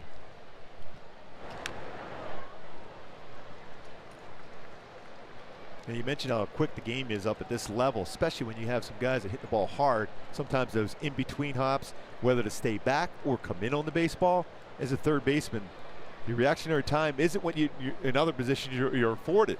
So you got to be really quick with your decision making at third base. A lot of things go into mind. You know, where's the cut of the grass? I mean, the stadiums are all different. How fast is the grass? Who's running? Who's pitching? All those things go into play. Over to third. Right on cue. And when we talk about you, the ball will find you. Low throw. Pujols has got it. Nothing happening after the first you get on base. Went to the bottom of the fifth. Halo's down 2.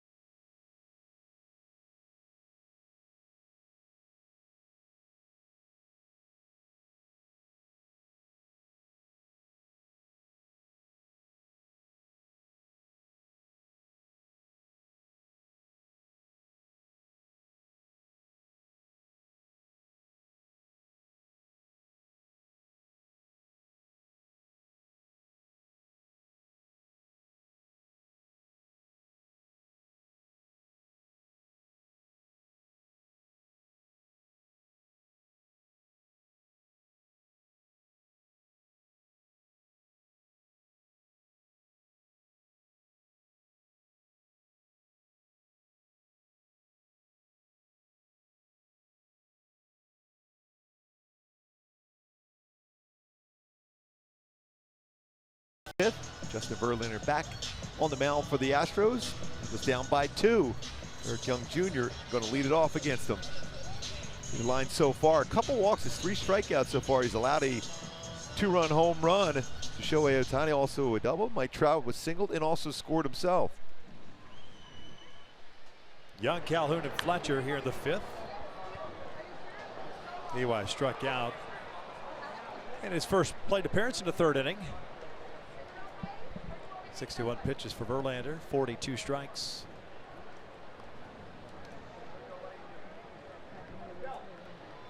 Quick look down for EY Jr. Both corner infielders playing up to try to take away either the drag bunt or push bunt.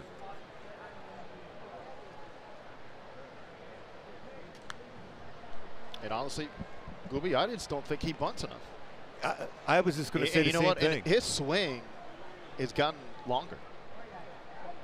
Remember, what was it in spring training? Was either this year or last year. He was bunting like every single at bat, and it was very effective for him. There's a shift on EY Jr. people. I mean, come on. Does that say anything about where his swing is?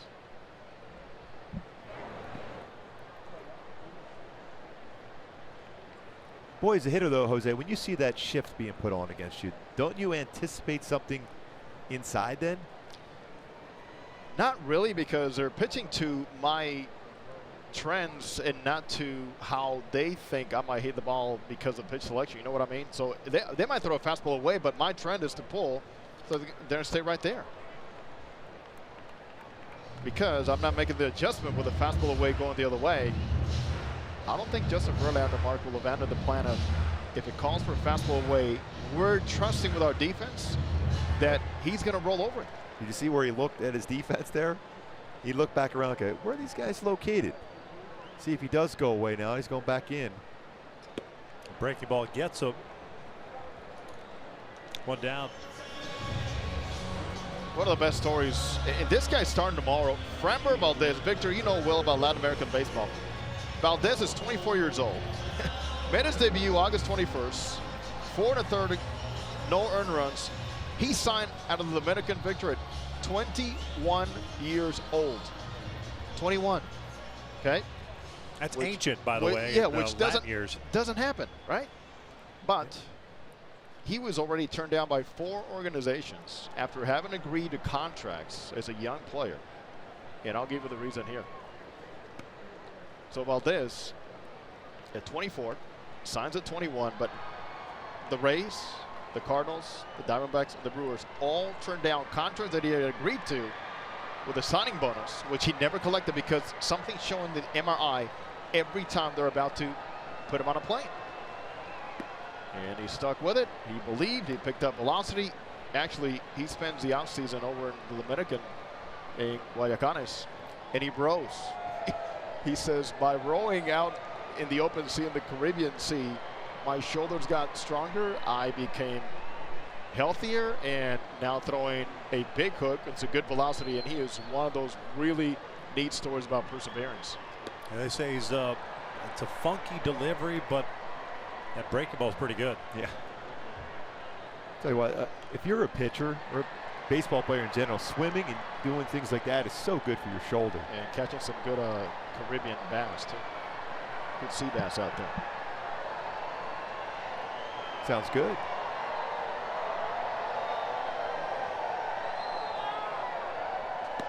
Cole chases the high fastball. That's 3 consecutive strikeouts for Verlander.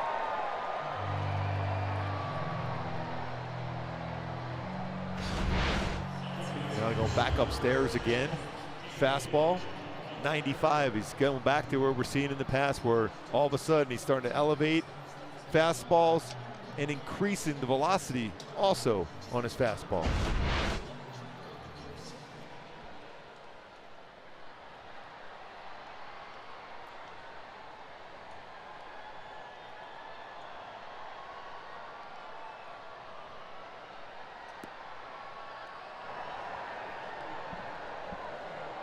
Just a rare breed, and one of those guys that can find this another gear as he approaches 75, 80 pitches.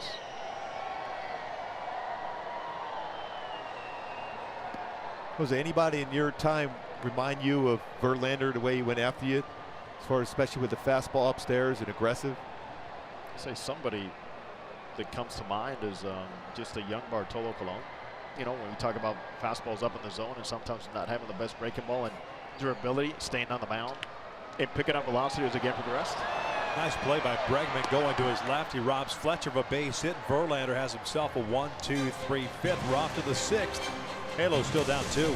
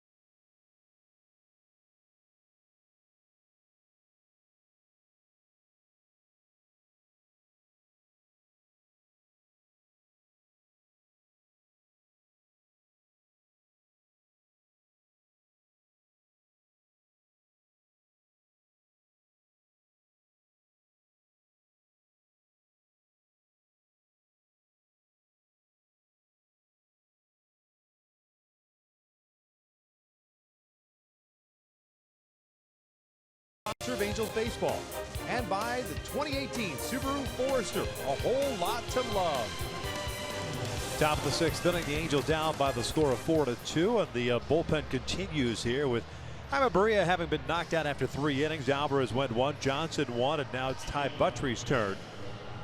Buttry is going to get Gonzalez, Gurriel, and Reddick. This will be his 5th game of the year. 3 innings, 2 hits, no earned runs. Pardon me, this is 4th game.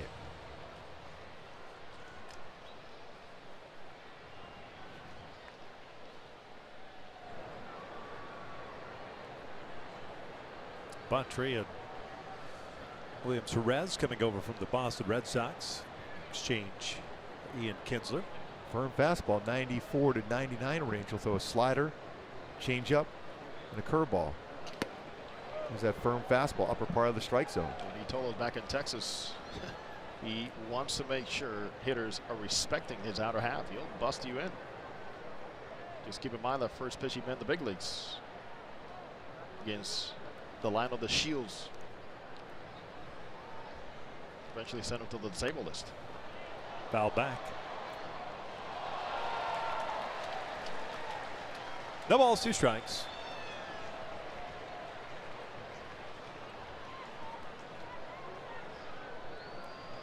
Gonzalez with an RBI double, run scored. That was in the 1st inning. Walked and was thrown out at the plate in the 3rd inning. Down goes Marwin. Well, I like how he runs that fastball upstairs. Got a nice little edge to him too. He's really confident,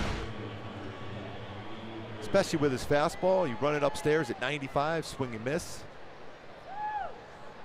A little spin rate on that 4-seam fastball also. I do like that because he does have an edge, Mark. I mean, one of the things he was wondering about was when am I going to get called up? These guys are getting a chance. I want to get my chance, and here he is, welcoming that challenge. And that's what you want. You want somebody, okay, I want to be up in the big leagues. I need my chance. And so far, he's really seized that opportunity. Red Sox took him as a 4th-round selection at a high school in North Carolina. Listed at 6'6", 230.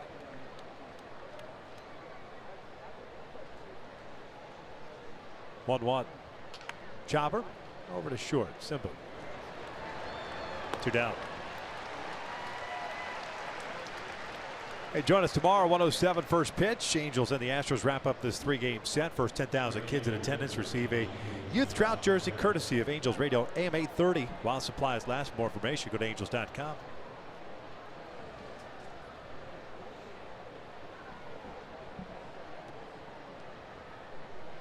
Two down, and here's Josh Reddick. Talk about a better show than watching Buttrey pitch in Texas was watching his father mimic every single move when he's on the mound. There's a connection there. Very intense. Yeah. Good job, Kent French, bringing the inside from the family back in Arlington. This was pulled through the right side, went down and got the off-speed pitch. 2-out single. Reddick will take second as Cole misplays that. He might try to go to third. He will. That's the 4th error committed by Cole this season. First in a while. Reddick wasn't going anywhere. He was going to stop at first base. Sometimes with that cut of the grass the way it is in the outfield right now, you look up at all, that baseball can get by you. That's exactly what happened to Cole Calhoun in right field. So Reddick was just content and then saw that get away, turned on the afterburner, goes all the way over to third base.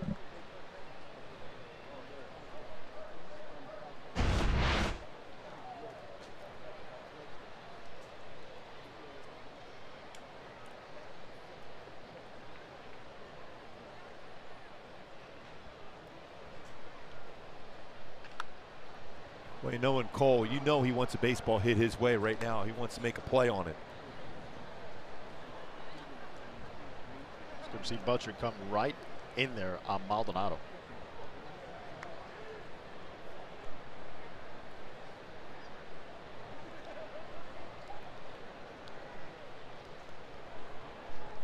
No, what pitch? In tight. That is a firm fastball, 97 inside.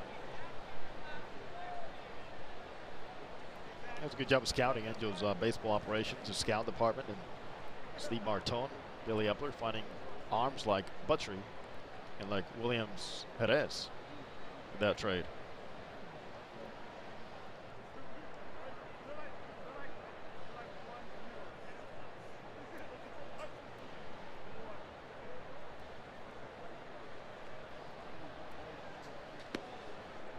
Free and easy. 1-2. Also a nice return victory is Patrick Sandoval throwing the heck out of the baseball in the minor league for the Angels. He came on the trade for Martin Maldonado, local product. Yep. Who had committed to USC before he signed with Houston.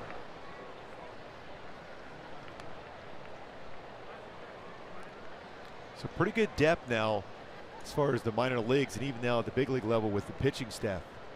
There's some arms. Well, Sandoval got moved up from A-ball to Double-A.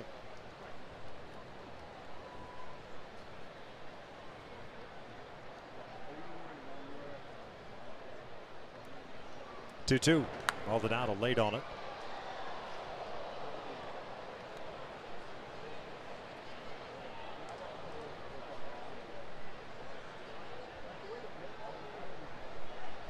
Sandoval 11-1 with the 2.14 overall in his minor league numbers this season. He's got a great delivery, man, and he's got some zip on that fastball. Nice kid, talented. Full count. It's a good block there by RC on that breaking ball, well out of the strike zone. It gives Buttrey that confidence that you can go right back to a breaking ball if you want. And you see your catcher blocking that tough one in the dirt.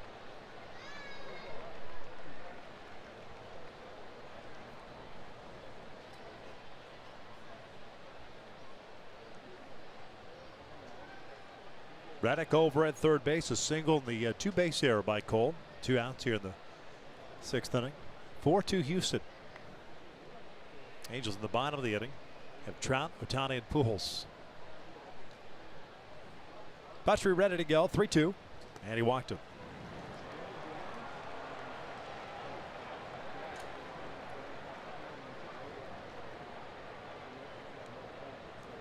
So Tony Kemp coming to the plate, center fielder. 0 for 2 as he's grounded out and hit a fly ball to right.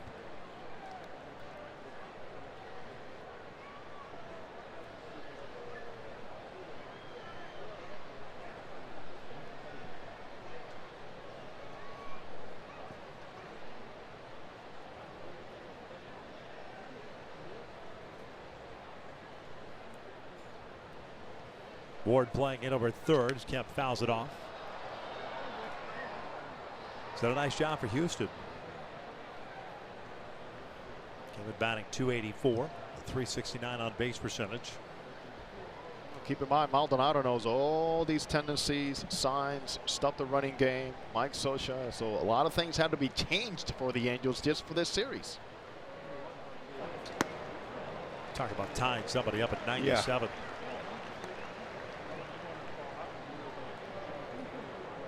Yeah, Jose, if he fouls that at all, that's going to be rated U. I'm right behind the net, people. Yes. Nice and safe. Trust me. I've had a couple scares here and there. Remember the days of the Ichiro with the Mariners. Yeah, always making contact. A little bit late on occasion on a swing, but he's going to make contact. Here's the 0-2. And down goes Kemp on the strikeout. Nothing happening for the Astros here as we'll head to the bottom of the 6th inning. The Angels down 4-2. Hey, folks, earlier tonight, we learned that Senator John McCain passed away after a year-long battle with brain cancer. Senator McCain, son and grandson of Navy admirals, will be forever remembered as a patriot and statesman. A Vietnam hero after suffering through more than 5 years as a prisoner of war, the senator had an impressive record of leadership and loyalty to his country, which included 3 decades in Congress. His wife Cindy said, quote, "He passed the way he lived, on his own terms, surrounded by the people he loved, in the place he loved best." Senator John McCain was 81.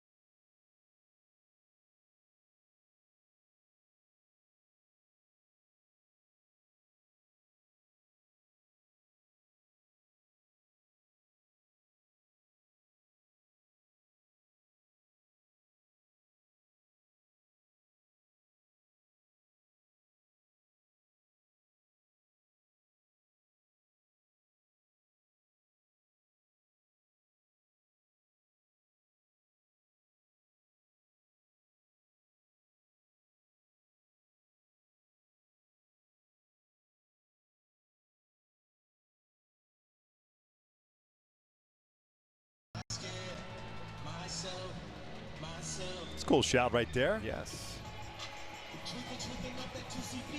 Mike Trout to lead things off. Very artistic. Yes. Must be our director, Doug Freeman, down there calling the shots. Who else? Dougie. Who else? One of the least artistic guys ever, but I'm kidding. Oh, we kid because we care, Doug.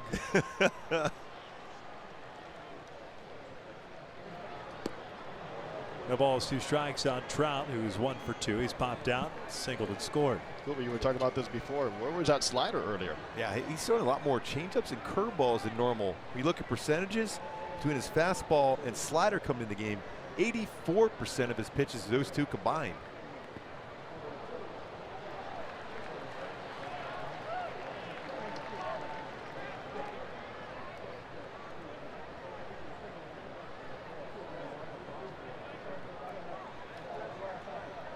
Five strikeouts go along with 2 walks, 4 hits allowed for Verlander.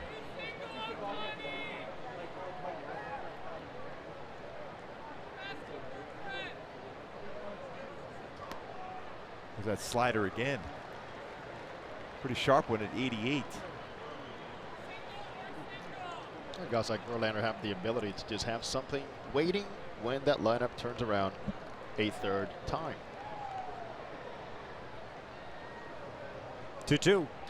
Ground ball to the right side, base hit. Multi-hit game for Trout. Back-to-back multi-hit games. That's a great piece of hitting. Let's take a look at our tools of the trade, brought to you by Ram Trucks with Shohei Otani coming to the plate, and what the Angels have done and what Verlander has done against the Angels.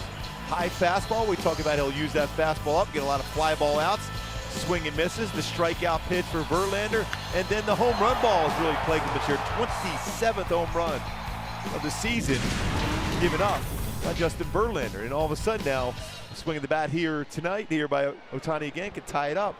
Second in strikeouts, third in innings pitched, third in home runs allowed, third in flyouts this season.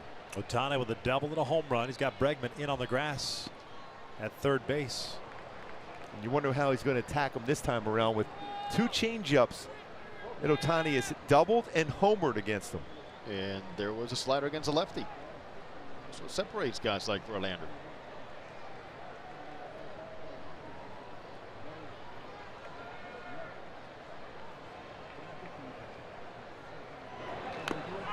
Another slider. Ankle.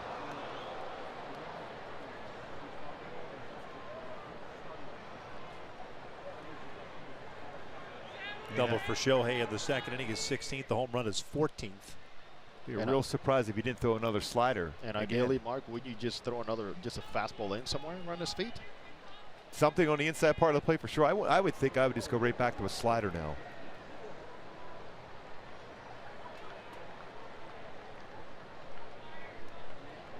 See where Martin Maldonado is going to go with this one. Shook off a fastball in. Got him upstairs, 97. That was a decoy. Little flash there. That's a little decoy from Maldonado. Hey, So that was 1-4-1. Well, change location. Runs that one by him upstairs. His best fastball. We talked about as the game progresses, that fastball will increase as far as velocity. 97. It completely changed the way he went after Shohei Otani. That at bat. Slider, slider, fastball upstairs. One out, Trout at first. Pujols at the plate. 0 for 2. A ground ball to third and a fly ball to right. Albert's good numbers. Also some power numbers against Verlander, including a home run against him in the World Series back in the day when Albert was a Cardinal and Verlander a Tiger early in his career.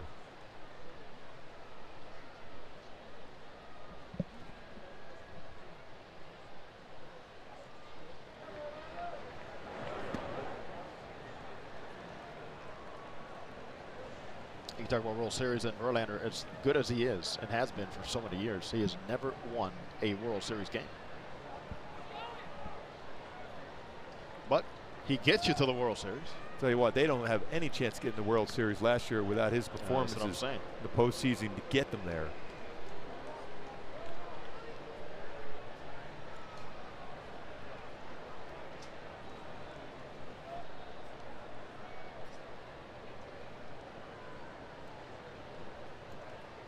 Breaking ball, bounce foul. Albert behind at 0-2.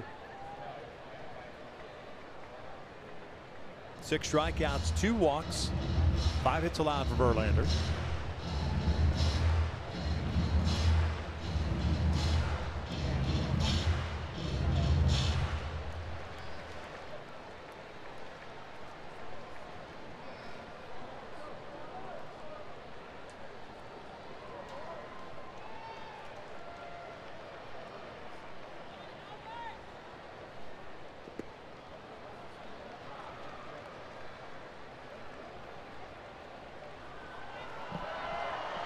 We'll be going back to Maldonado's using something beyond his fingers on certain occasions to give the sign. And it's not necessarily with a man at second base, as it is the case here. As we know, he knows a lot of the pitchers. They also know the tendencies for Maldonado, what signs he's going to put down. And potentially you could see that sometimes as far as patterns. So changing it up.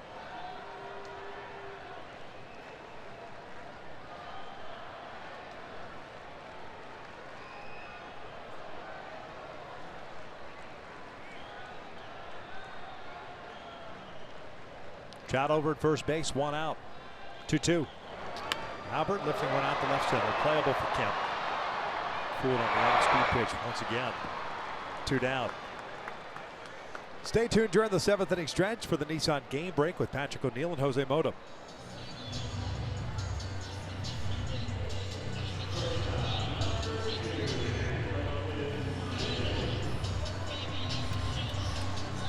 So 2 outs, Simmons coming up.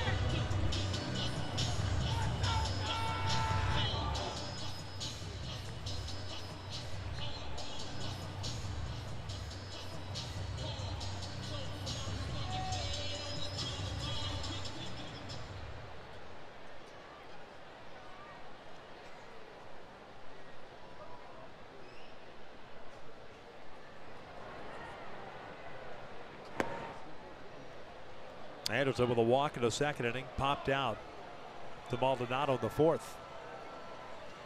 He thought that pitch was down. Sid was like, what? That was a strike.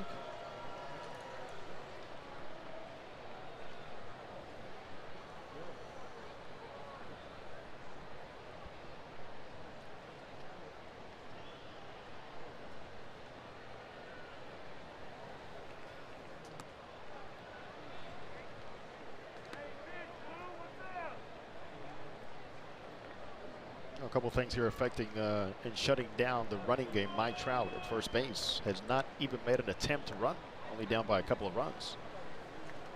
And the biggest factor is Martin Maldonado.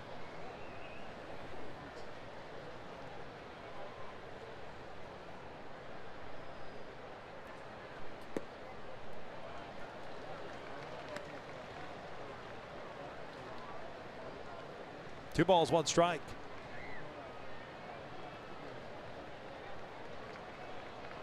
I still think you got to take a shot at it. I'm right there with you.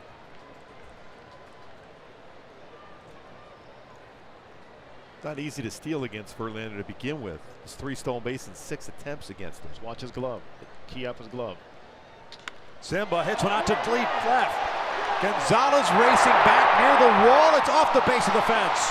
Trout will come in to score. Simba will round 2nd. He's going to try to go to 3rd. The throw from Kemp is cut off. RBI triple, and the Angels are down 1. I thought that ball was gone off the bat. It's kind of hooked back great at the 390 sign. 4th triple the season for Simba.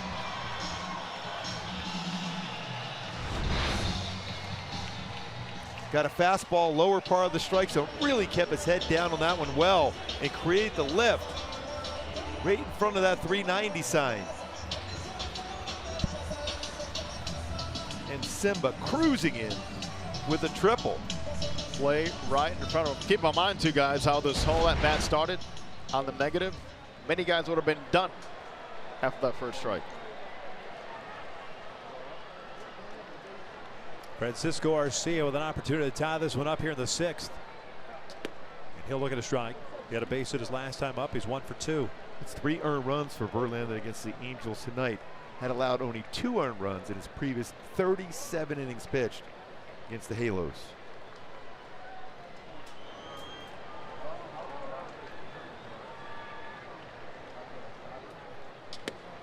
That's that nasty slider down and in. Boy, Simmons really tracked that low pitch. We talked about how well he hits the high pitches. He tracked that low, going back to that first pitch, lower part of the strike zone. Tracked it and drove out, went to the wall, the 390 side.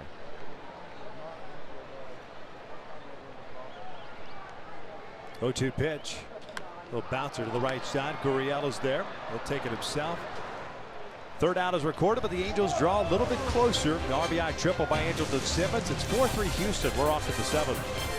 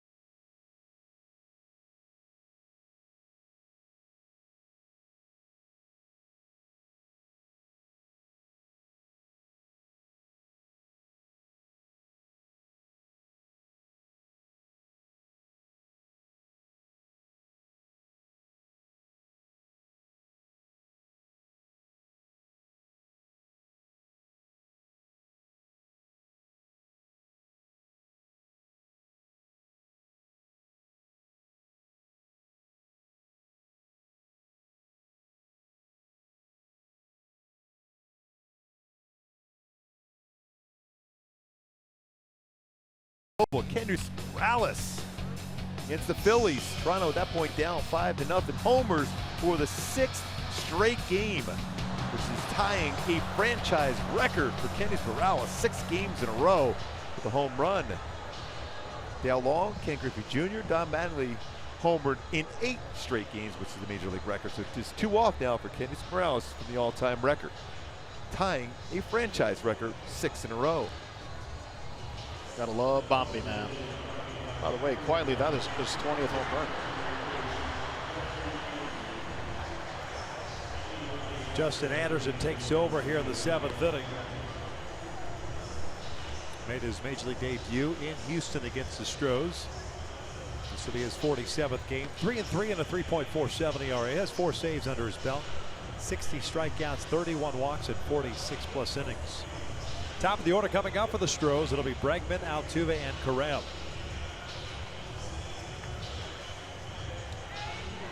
So far in this one, Berea for 3 innings. Alvarez, Johnson, Buttry, each for 1.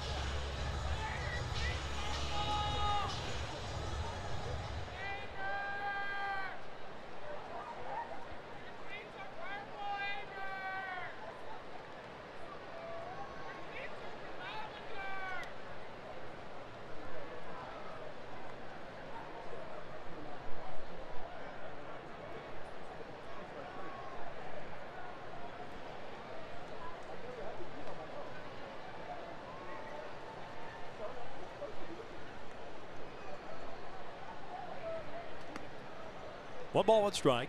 Bregman 1 for 2, a double, fly ball to left, and a walk.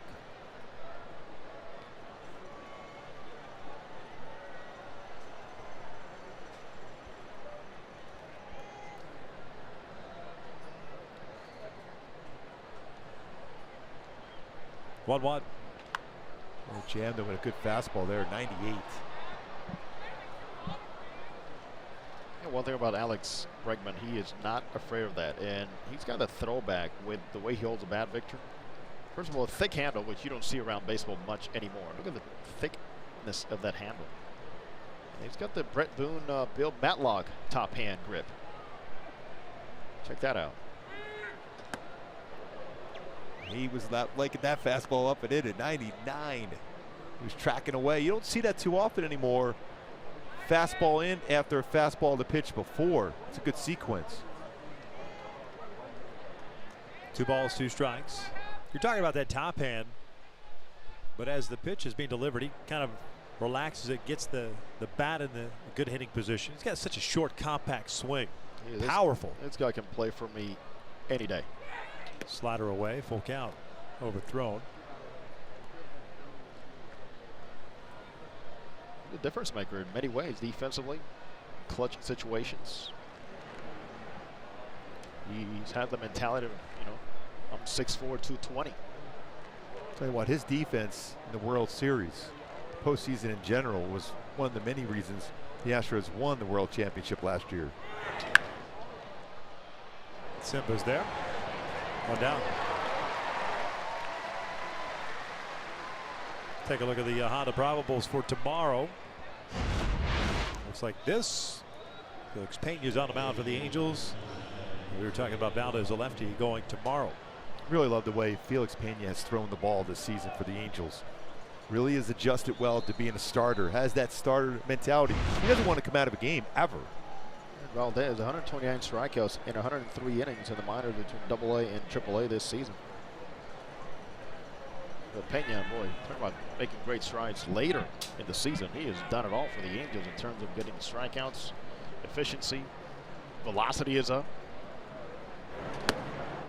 Altuve did not hold up the swing to know what count.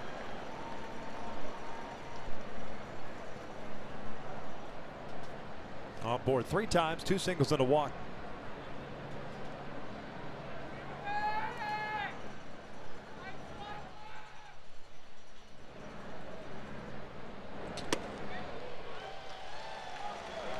That's early. Express-wise. One thing Mike Socha was telling me a couple of weeks ago with Justin Anderson, as Charles Nagy is working with him, how about a little more separation between your fastball and your breaking ball?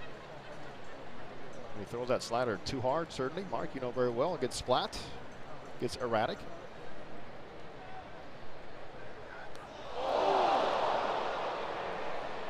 We're just getting ready to say how he overthrows a lot, and you don't have to. Clearly Altuve taking the brunt of that fastball. Question is, where did it get him? You worry about the hand and the arm on this one. Look like almost in the elbow area.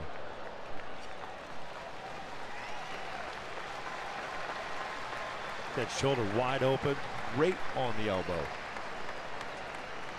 And the big thing for Anderson, when he overthrows, like most pitchers, that front shoulder flies open and it drops your elbow, and you have lateral movement on a fastball, it's going to run in like that. If he stays on top, it is a firm four-seam fastball, really good spin rate, and good control with it. And that's something he's been working with Charles Nagy as far as a little drill, as far as catching the baseball, he flips it to him and he throws it over top to stay on top of the baseball more consistently.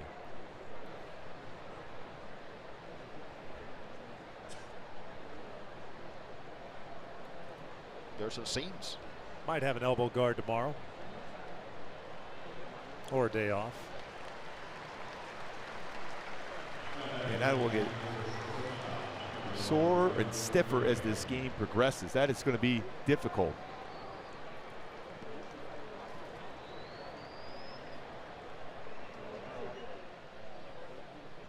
Mr. AL MVP himself. There it is.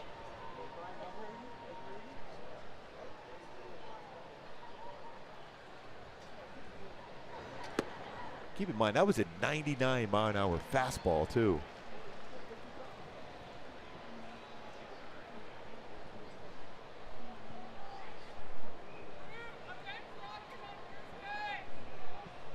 Correa for 3.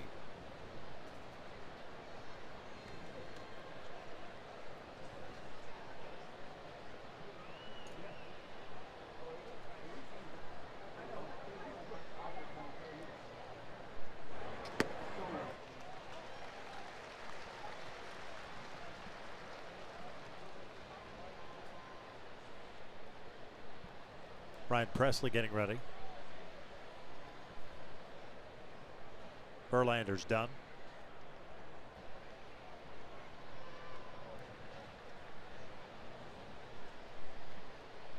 6 strikeouts, 2 walks tonight for Verlander. Altuve will take second base on the wild pitch.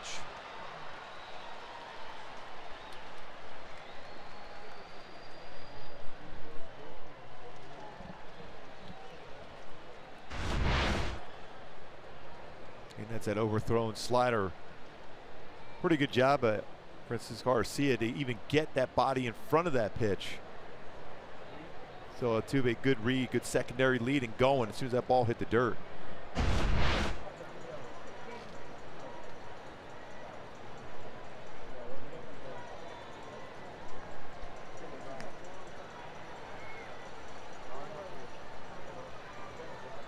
One, two.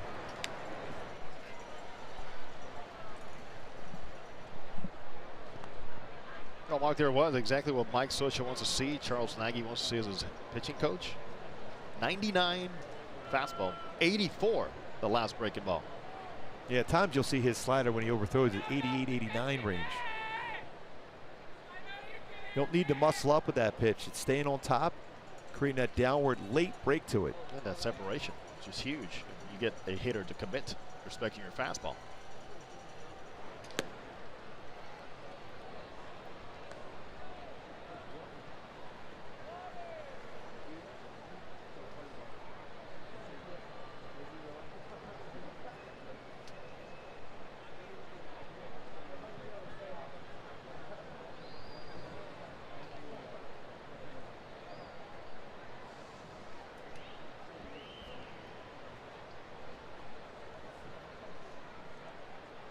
Two now. Full count.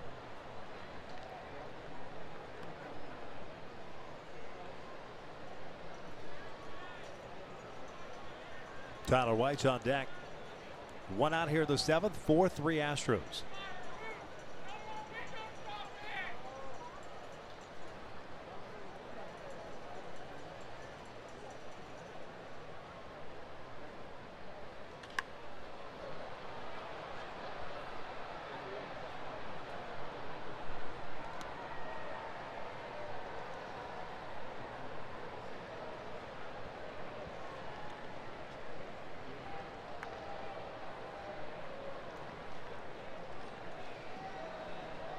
down by a run. So anything you can do on the mound to create and give the offense some momentum here later in the game, it's a plus.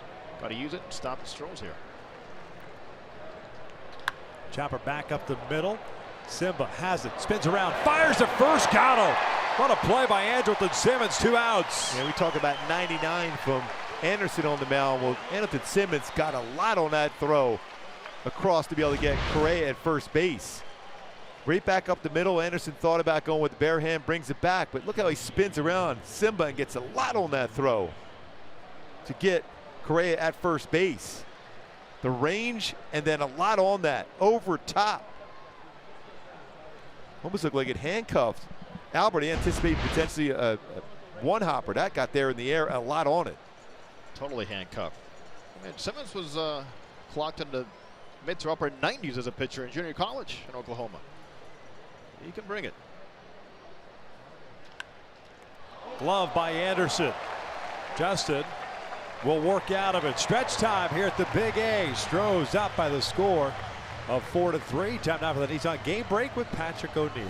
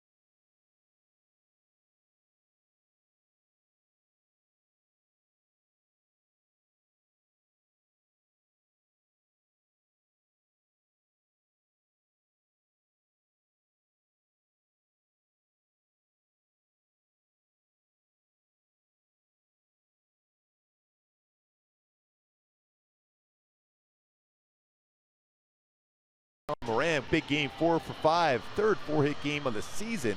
Matt Holliday's back with the Rockies. Pinch hit home run in his 7th.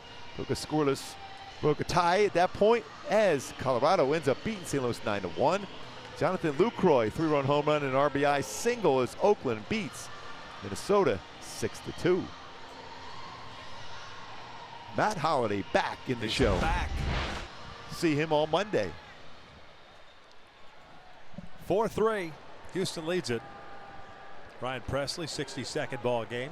1-1 and a 3.14 ERA. The Angels have 8-9-1 coming up in Ward, Young, and Calhoun.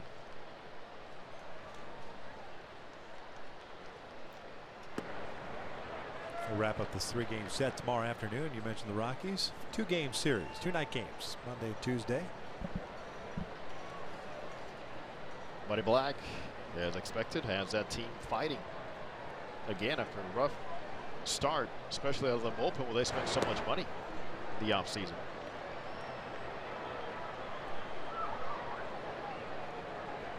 And they had a real tough stretch against some very good teams. And they were pretty solid.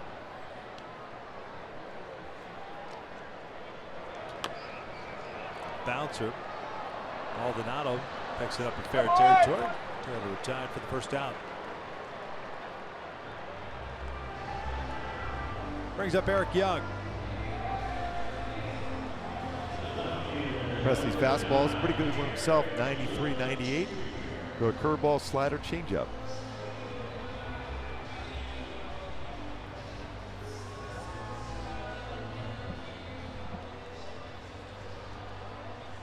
Hey, Gooby, this will be a good time for what? Victor? Make him throw you out. I'd bring a bunt right down that first base line. So notice Altuve is playing a little bit in himself at second base.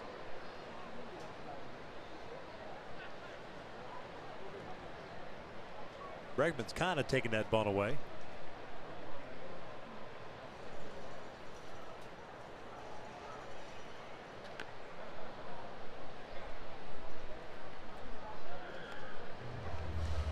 Jose seems like you talk about his swing being a little long, but he's caught in between right now, looks like. Yes, and launch angles are something people talk about. His slugging was up in AAA, but certainly for EY to survive, really it's going to come down to playing his game, which is on the ground, run, and steal bases. That's a pretty tough pitch. And to his credit, we've seen him drive the ball better, but certainly the role that he will play for the Angels or for any team, it's one with it's predicated by his speed and being a distraction on the bases and hitting the ball on the ground and pressuring infielders.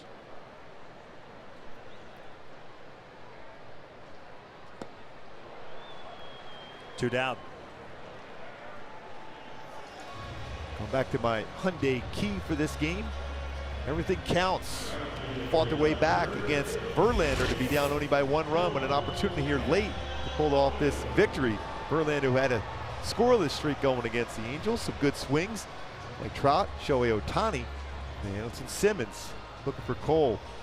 The square went up now that Verlander's out of the game. Verlander with real good career numbers against Cole Calhoun. Different pitcher, looking for a different result now.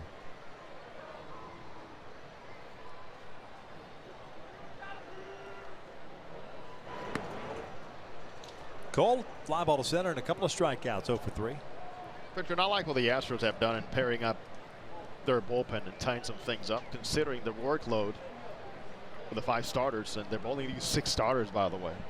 AJ Hinch, he deserves a ton of credit as to how to go out there and control these innings, match up the guys out of that bullpen, and get the new arms in there to alleviate some of the load off these guys here later in the season.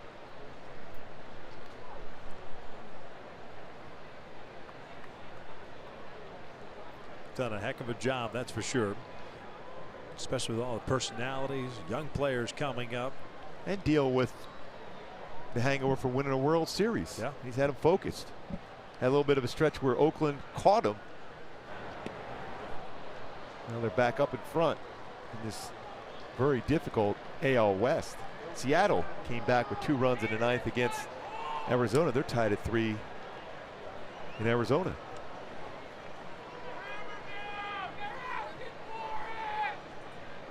You have a deep pitching staff like the Astros do, you have a chance to look good as a manager a lot. You look at those 3 guys together. Yes. I think there's some good stuff there. Yeah. Cole lays off. 2 balls, 2 strikes.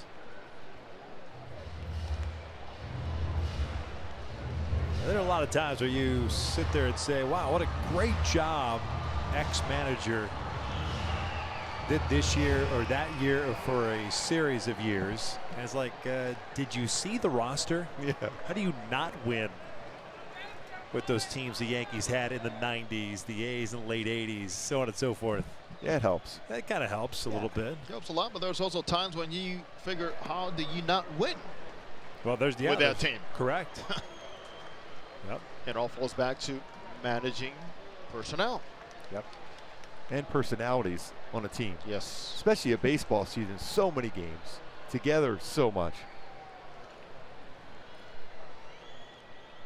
Now the best is Mike Scioscia and Buddy Black sitting after the 2002 World Series and asking themselves, how do we do that? How did that happen? 3-2. Cole bounces this one over to Gurriel. 1-2-3 inning for Presley. Jose, we appreciate it as always, buddy. Amigos, hasta luego. Thanks, We'll see you Wayman. on the post-game show as well as the pre-game show tomorrow. We're off to the 8th. Angels down 1.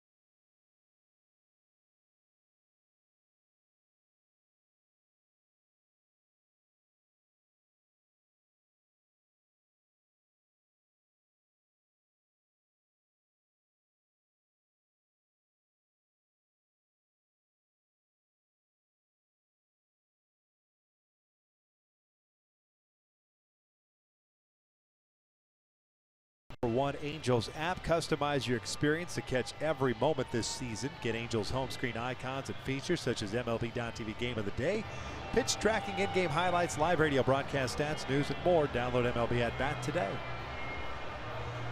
Williams Jerez takes over on the mound. Does so as Justin Anderson went 1 inning. Nothing coming across. Jerez pitching in his 8th game. No record, a 2.35 ERA, 7 2/3 innings. 8 strikeouts, 2 walks. Gave up a couple of runs his last appearance. That was on Wednesday against the Diamondbacks in Arizona.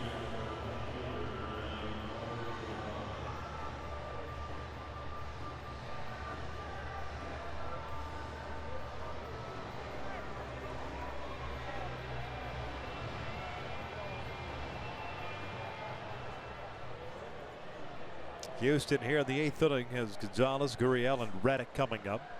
5, 6, and 7.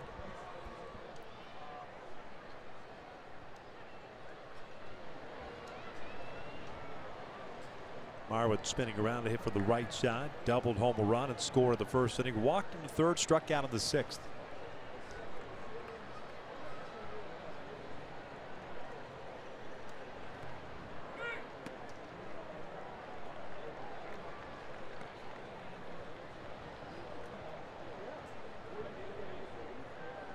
Jerez with a good fastball himself on that left side.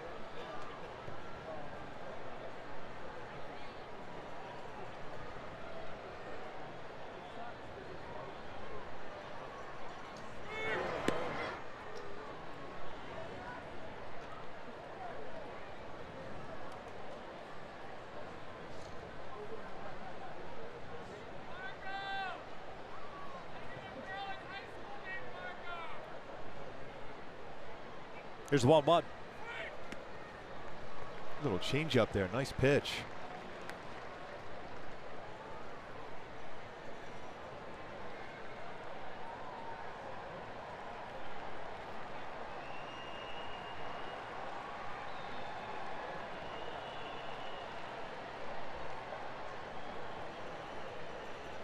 One ball, 2 strikes.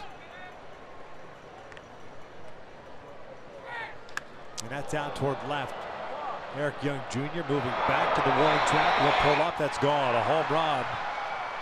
And Marwin Gonzalez strikes again. This is his 14th of the season, and it's 5-3. Well, you're talking about really putting a charge into the baseball for quite a bit of time now. After struggling early on, Marwin Gonzalez again. Doubled earlier, home run now. Grand slam last night, 2nd home run in 2 nights.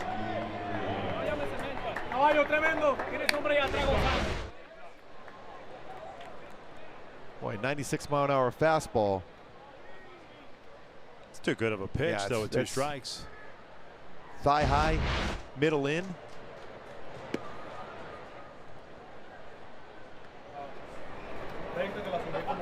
Fourth home run. His last 6 games, 10 runs batted in.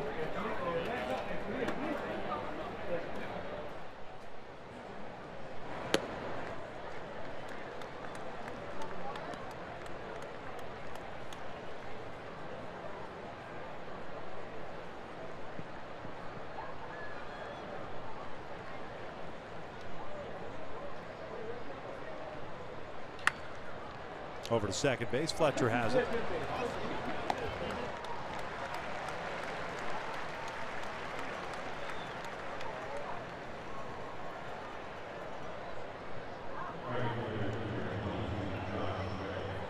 It's back-to-back appearances now for Jerez, giving up a home run. Peralta got him for the Diamondbacks on Wednesday.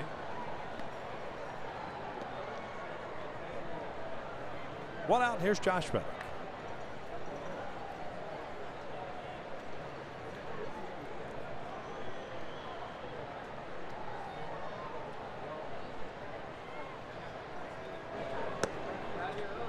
Slider there, staying on top of that pitch.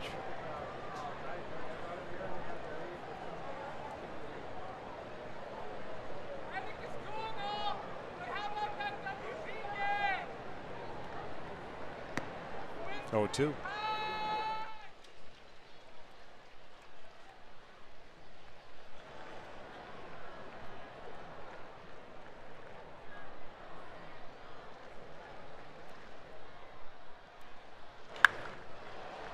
out to center. Travel played on a hop. 0-2 count.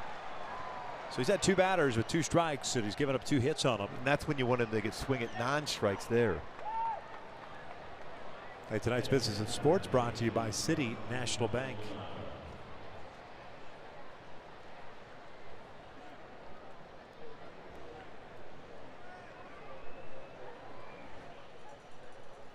Second hit for Reddick, 2 for 4 tonight. Martin Maldonado coming up.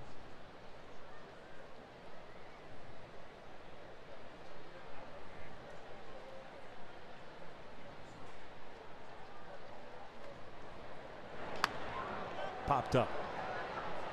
Fletcher calling for it. 2 down.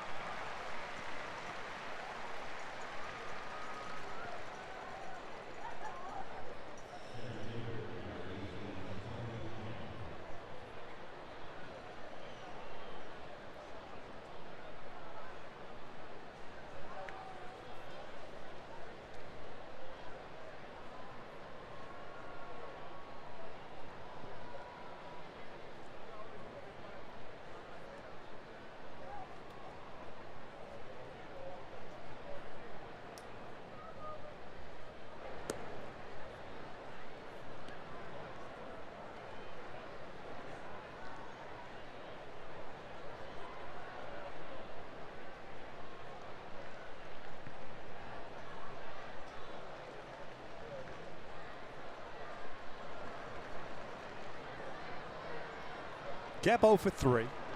1-0. Out the left field. That is going to fall in for a base hit. So 2 lefties here in this inning with base hits against Jerez. You would think that would be a tough one.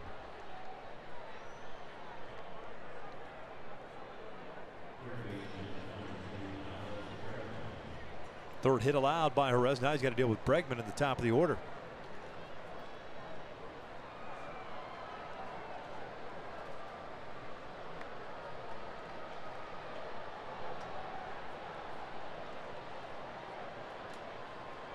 Bregman 1 for 3 tonight. Double back in the first. Walked in the 5th.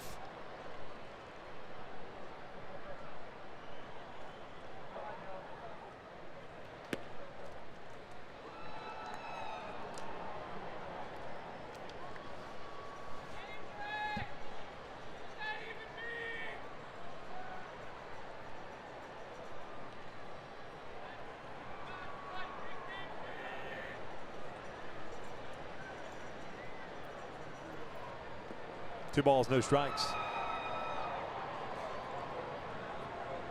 Jose Altuve on deck.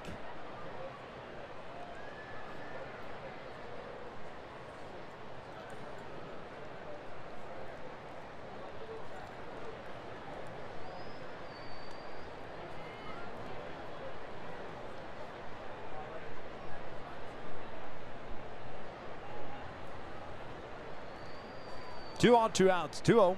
Bregman takes a fastball. It's 2-1.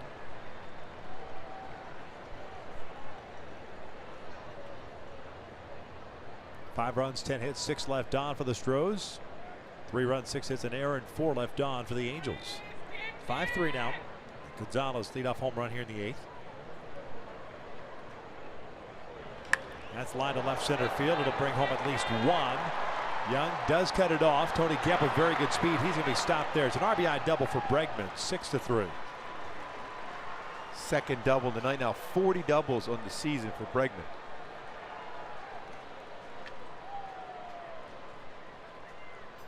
Continues to be that RBI machine for the Astros. Part of the plate on that fastball again, and he stays back and lines it in the gap. Left center field. Rick Young Jr. able to cut that one off. Otherwise, it's 2 runs in on that double. So back-to-back outings now for Jerez, in which he's allowed multiple runs.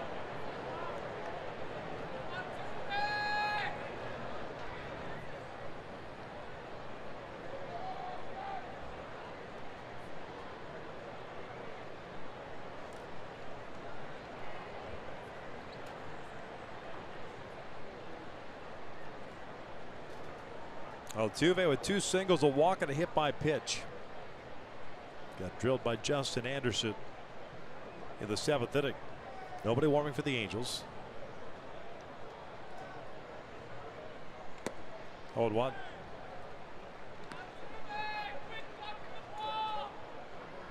Perez, the 5th reliever used tonight, with Maria only lasting 3 innings.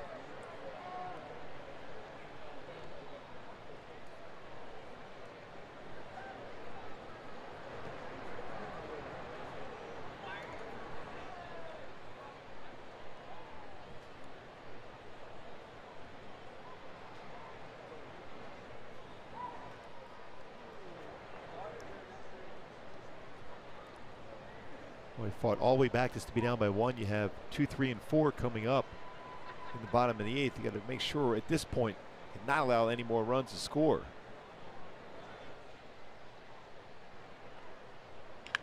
Bouncer left side. Ward cuts it off. A little trouble getting rid of it, and he fires it over the dugout. 2 runs will come in. It's 7-3. Pardon me, 8-3. Ward's first error. Altuve will take second. Yeah, saw this a little bit of a difficult time getting that baseball out of his glove, and then he rushed to throw. Got to that baseball well, showing some pretty good range, but then it's a little bit of a bobble, and then drops the elbow and elevates the throw. Ends up costing 2 more runs.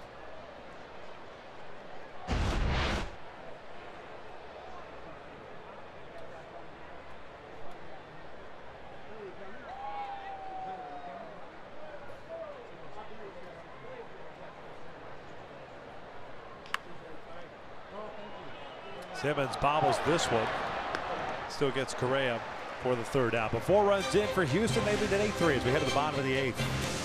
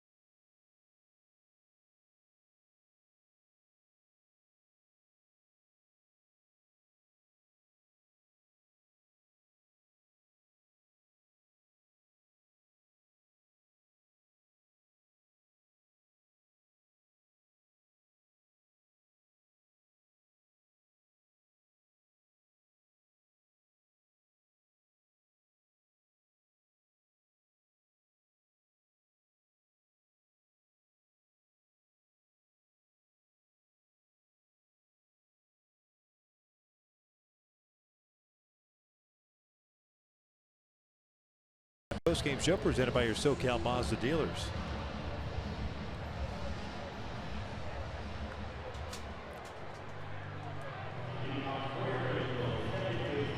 Roberto Osuna takes over on the mound. 23rd game, 1-1 mark at a 2.82 ERA. And here in the 8th inning, he's going to face Fletcher, Trout, and Otani. Takes over for Presley. Osuna to some legal troubles in Toronto. Was suspended by Major League Baseball. Served the suspension. Eventually traded to the Astros, and here he is. This is his 8th game since joining Houston. Osuna fastballs 93-97 with a cutter, slider, changeup.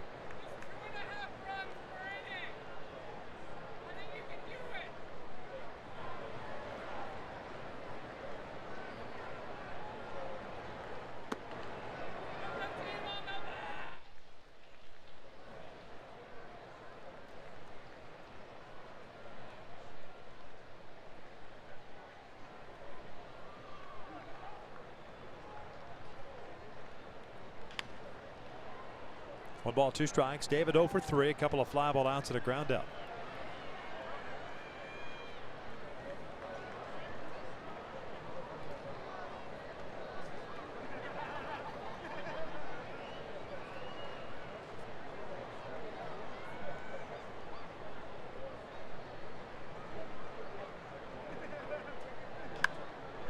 Pop up, shallow right, Reddick. 1 down.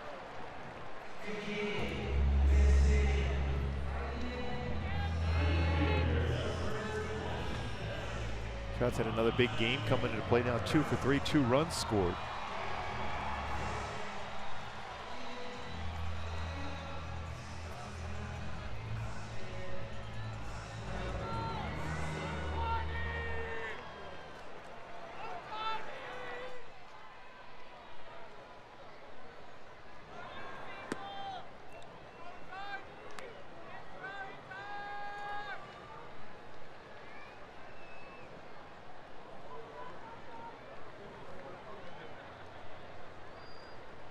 Two for 3, 9 for Trout. He'll sky this one out to center. Well, he just missed that one.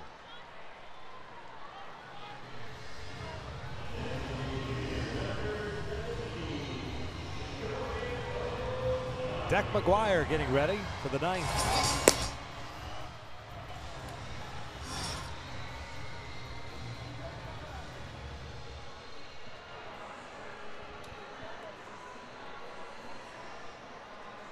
Here's Shohei, 2 for 3 with a double, 2-run home run and a strikeout. Verlander got him with a fastball upstairs. Well, that's right in the lower back. No chance for Otani to get out of the way of that. Well, I believe that is retaliation for Jose Altuve being hit.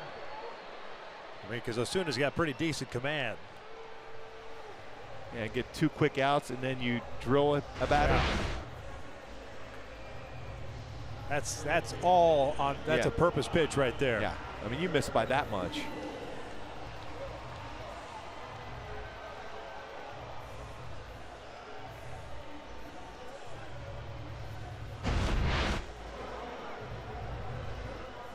Both dugouts warned.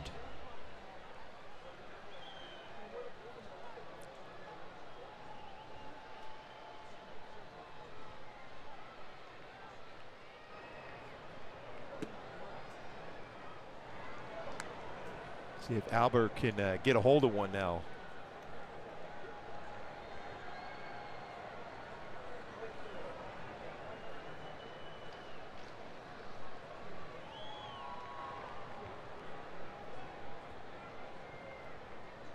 Oh, what? Pujols tonight, 0 for 3. Second time that Otani's been hit in his career in the big leagues.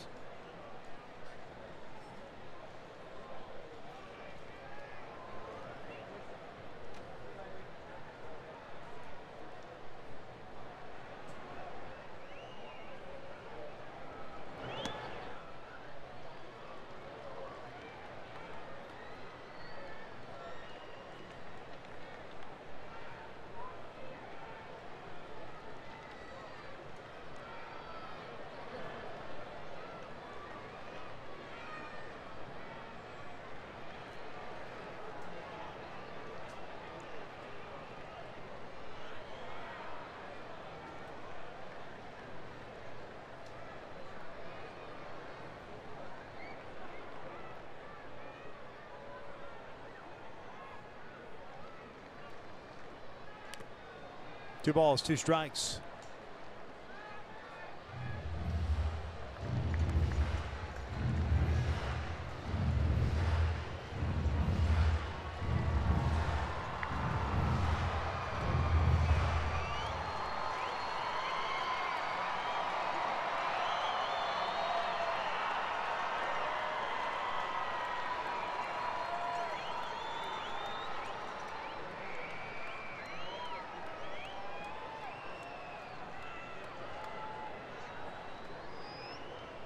Two-2 to Albert. Bouncer over to third. Bregman will go the short way. And we'll head to the 9th with the Angels down 8 to 3.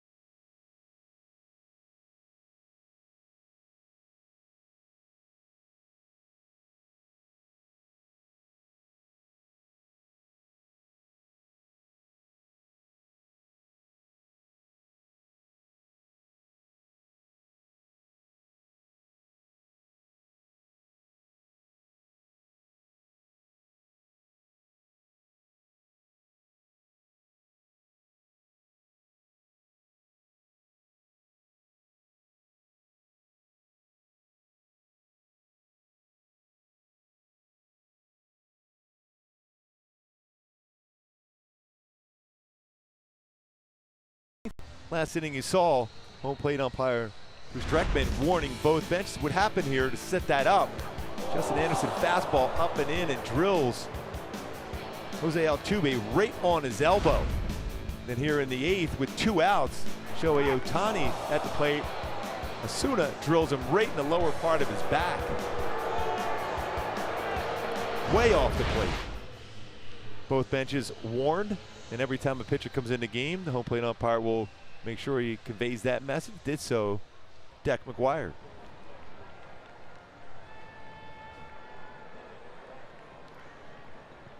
Deck pitched last night. Gave up 2 runs, 2 walks, 1 hit. Takes 5 batters.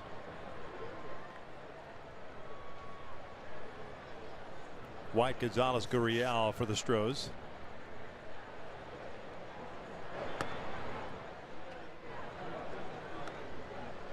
One ball, no strikes. Tyler White tonight 0 for 4.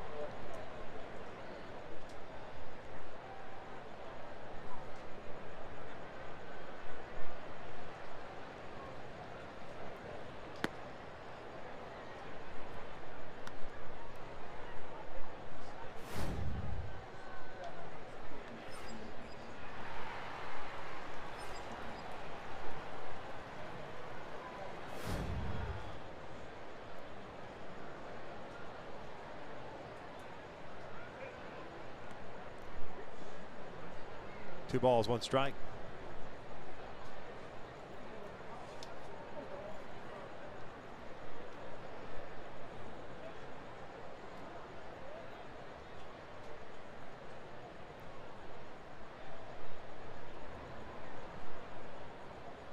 Two one. White lifts one out to shallow right. Cole coming on. 1 down. Hey, join us. Angels taking on the Seattle Mariners on Saturday, September 15th at 6:07.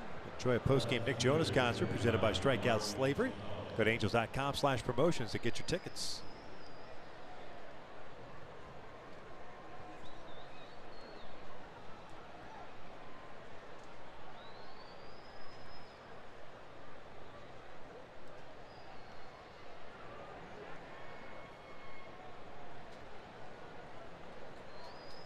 Gonzalez tonight, double and a home run. Dribbles this one foul. 0-1. Yeah, he's aggressive on the first pitch, but he also can get back into counts too.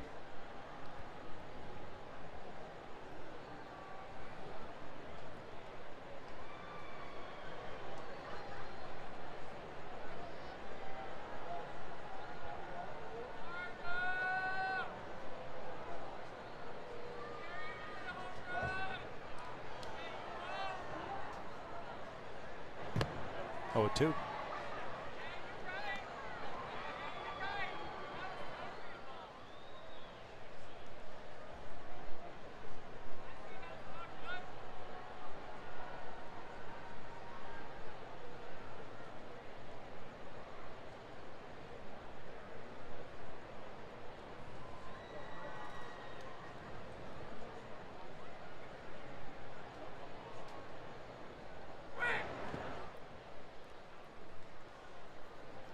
Down and in, break a ball, 0-2.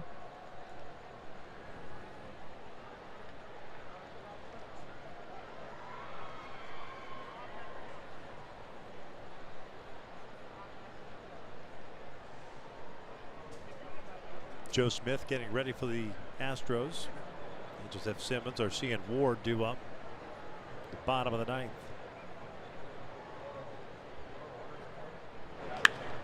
Down the line, slicing foul.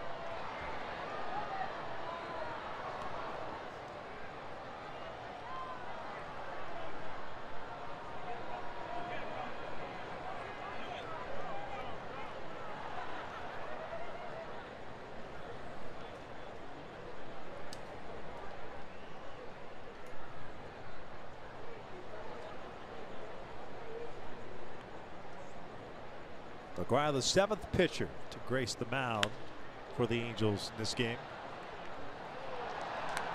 Perez in the 8th inning went 1 inning, gave up 4 hits, 4 runs, 2 earned.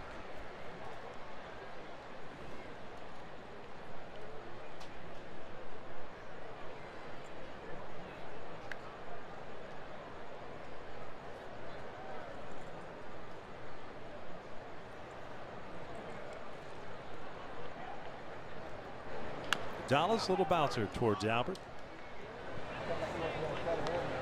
2 down.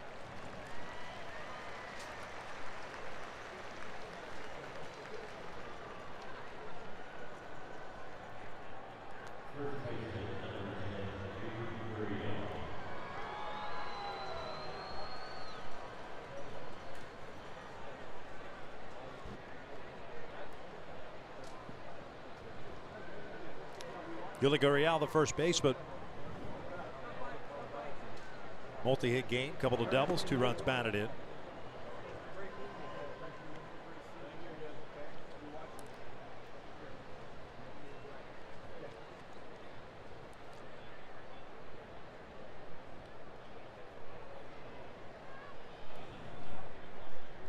One-0.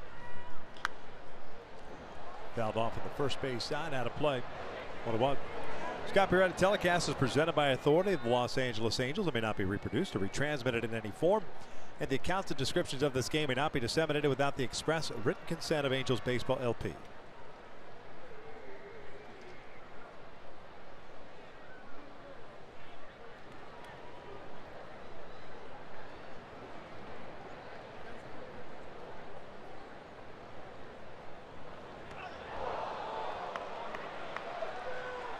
Now McGuire's been tossed.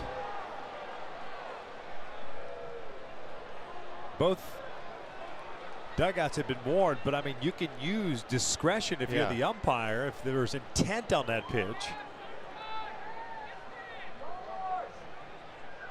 Yeah, it's not automatic if you hit somebody.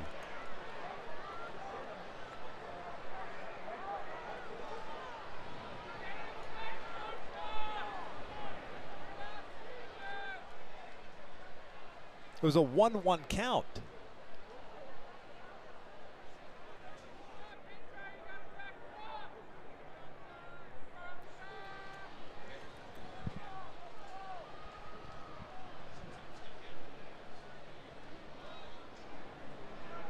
Now we force Mike Scioscia to bring another pitcher in this game.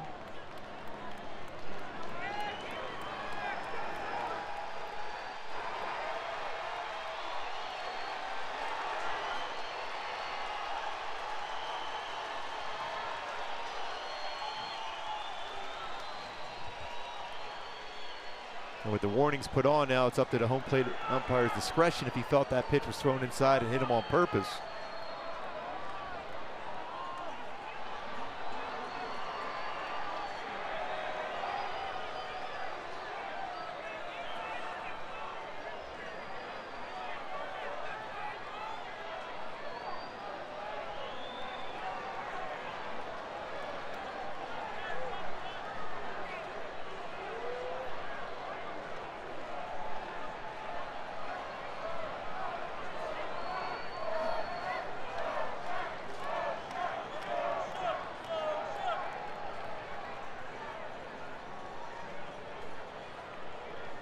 So McGuire's done with 2 outs.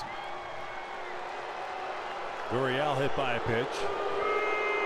See where Francisco Garcia was set up. Wasn't if he was set up off the plate away, he set up inside. And Deck McGuire throws the fastball inside. Hits him right in the back of the thigh.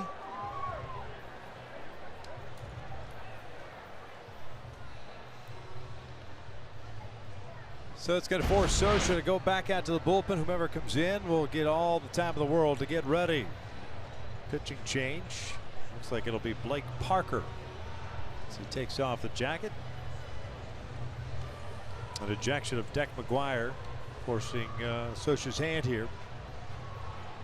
With the Astros up 8-3, another pitching change. We are in the 9th.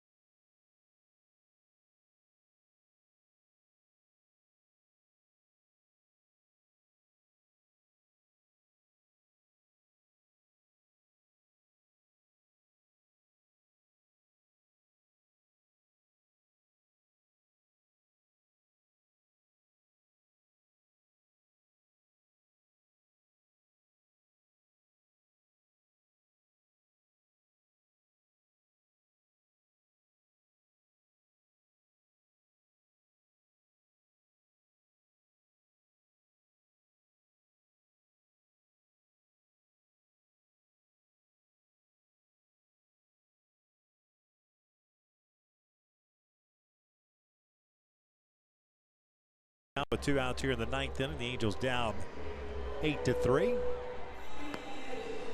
Back in the 7th inning. This was an 0-2 pitch. Altuve was hit, not intentional. It's not a purpose pitch here. It's a 1-run game at that point. You don't want to put any base runners on. Then Osuna came in and clearly intentionally hit Shohei Otani as a little payback. And then with 2 outs, Gurriel at the plate. And then fastball in. Got him on leg. And automatic ejection for McGuire. And for Socha. It's not automatic ejection, but home plate umpire Bruce Dreckman ejected him. And Socha, of course, gets run after both benches had been warned when Shohei was hit. Socha got his say, and that'll be Blake Parker.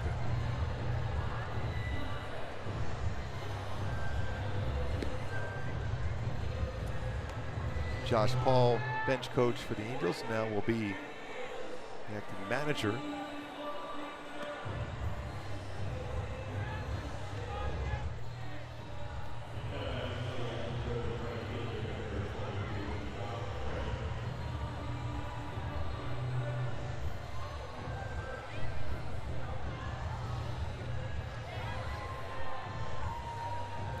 So Reddick will step up to face Parker.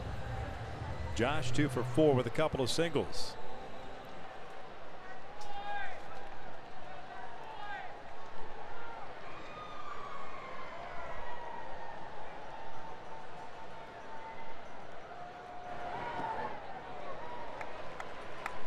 Not fully committed on the swing, but did go around.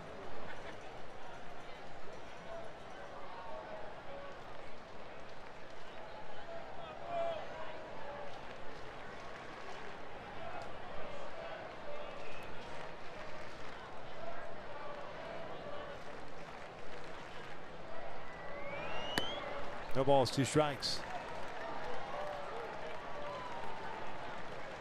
He's able to paint that fastball away. See if he's able to finish him off with a splitter.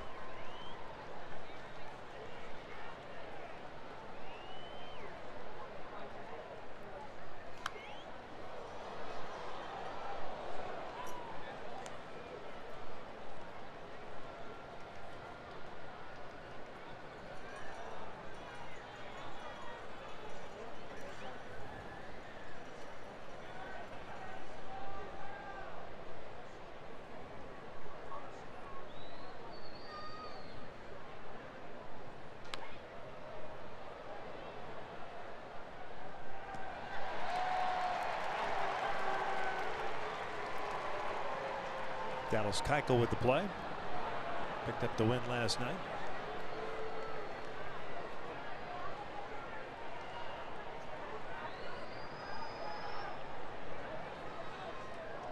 Parker ready. Reddick loops one out the right field. That's going to fall in for a base hit. What a number of those 2-strike hits allowed tonight by Angels pitchers. His 3rd hit now that night for Reddick.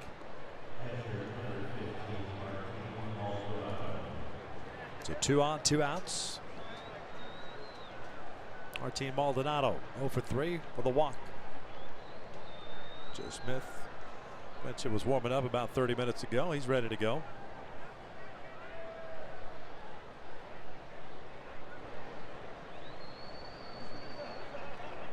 Hit by Reddick, the 12th for Houston tonight. Skied foul. No balls and a strike.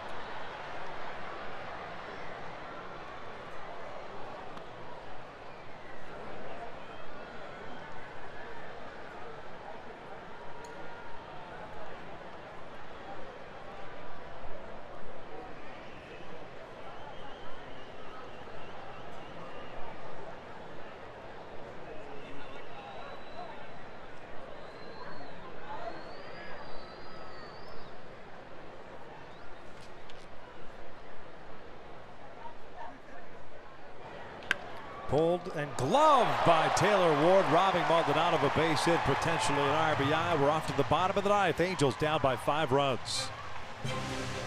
Real good play by Taylor Ward. Quick reflexes in the hot corner at third base. Hits that liner from Maldonado.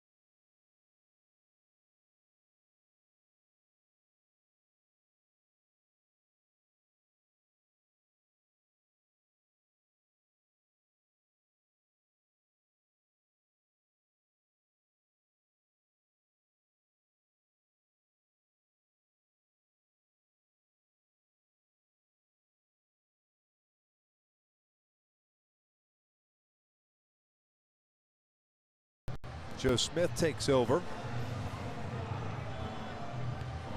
Suna pitching the scoreless 8th inning. Smith, 44th game, 4-1 mark and a 3.57 ERA. Just 35 and a third innings. Simmons, Arcia, and Ward coming up for the Angels here in their half of the 9th inning. Felix Pena gets a start tomorrow afternoon. 1:07 first pitch. Angels live at 12:30. Barring a comeback for the Angels here, they'll go into tomorrow afternoon's contest, trying to salvage one of this 3 games. That's just a quick 5-game homestand, 3 against the Astros and then 2 against the Rockies. The Angels will end up leaving after the night game on Tuesday to travel to Houston. The tied for first place Colorado Rockies. Yeah. Off day in Houston on Wednesday, and then a 4-game set against the Astros at Minute Maid beginning on Thursday. Simmons fouls one back just below us. Anderson with a walk, a pop-up, and an RBI triple. Just missing a 2-run home run. At that point would have tied things up. It drew the Angels within a run. Yeah, I'm surprised that baseball didn't get out right towards that 390 sign.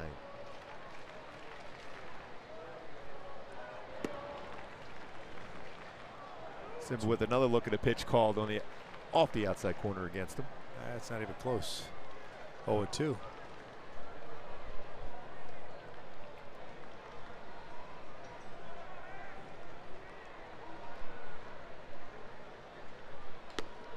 One down.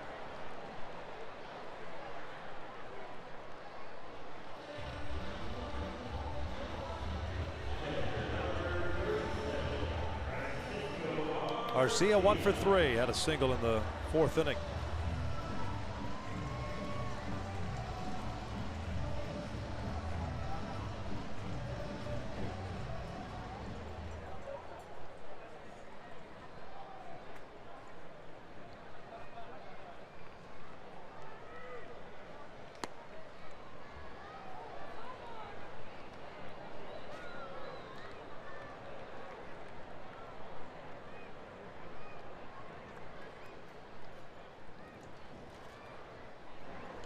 No balls, 2 strikes.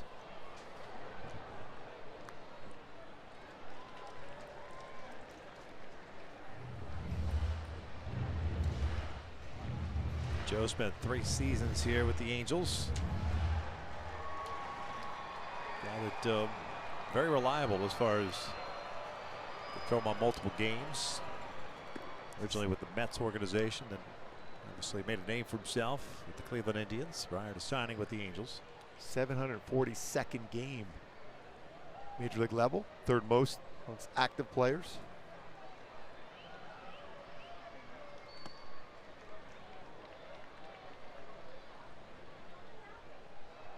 Two balls, 2 strikes.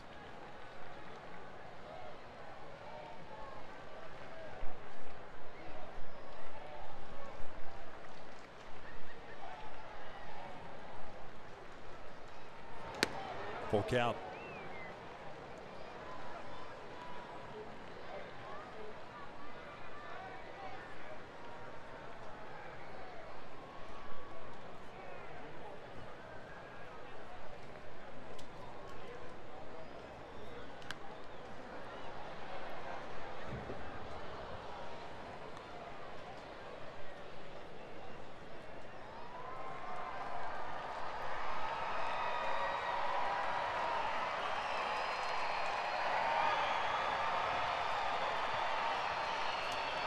Taylor Ward on deck.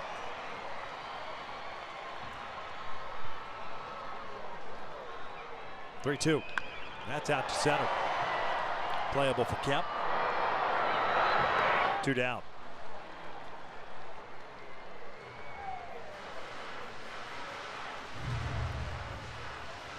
Tough one tonight for Jaime Barria. Got the start, lasted just 3 innings. Gave up 4 runs on 5 hits. Commanded issue. He's the pitcher of record for the Angels. Yeah, he missed some spots today. You cannot miss spots when you're facing this Astro lineup. Missed spots and fell behind quite a bit. These guys, even though they fit left-handed pitching better than right-handed, they could. You put them in a 2-0-2-1. Everyone's batting average is go up. Yeah, what a difference the Astros lineup is without Tuve back in there now. They still don't have Springer back.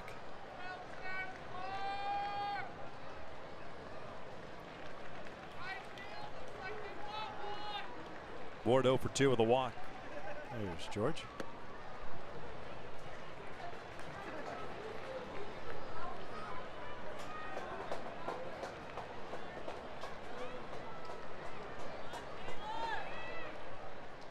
Oakland beat Minnesota tonight. Seattle just finished off Arizona 1-2.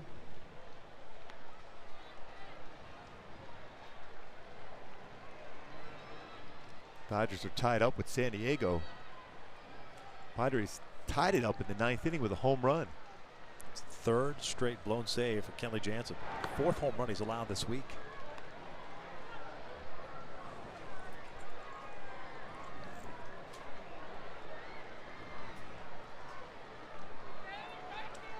(8-3) Houston, bottom of the 9th. 2 balls, 2 strikes, 2 outs.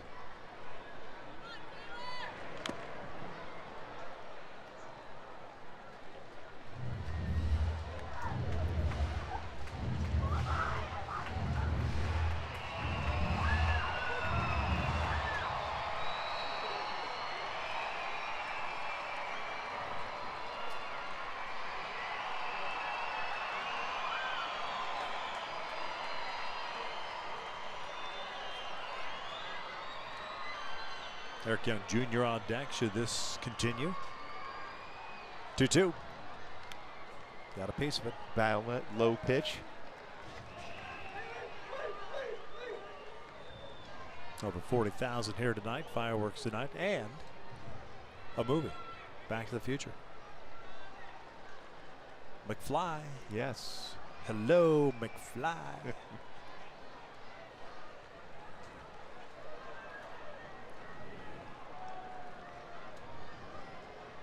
Is that Biff Tanner? Is that his name? Biff?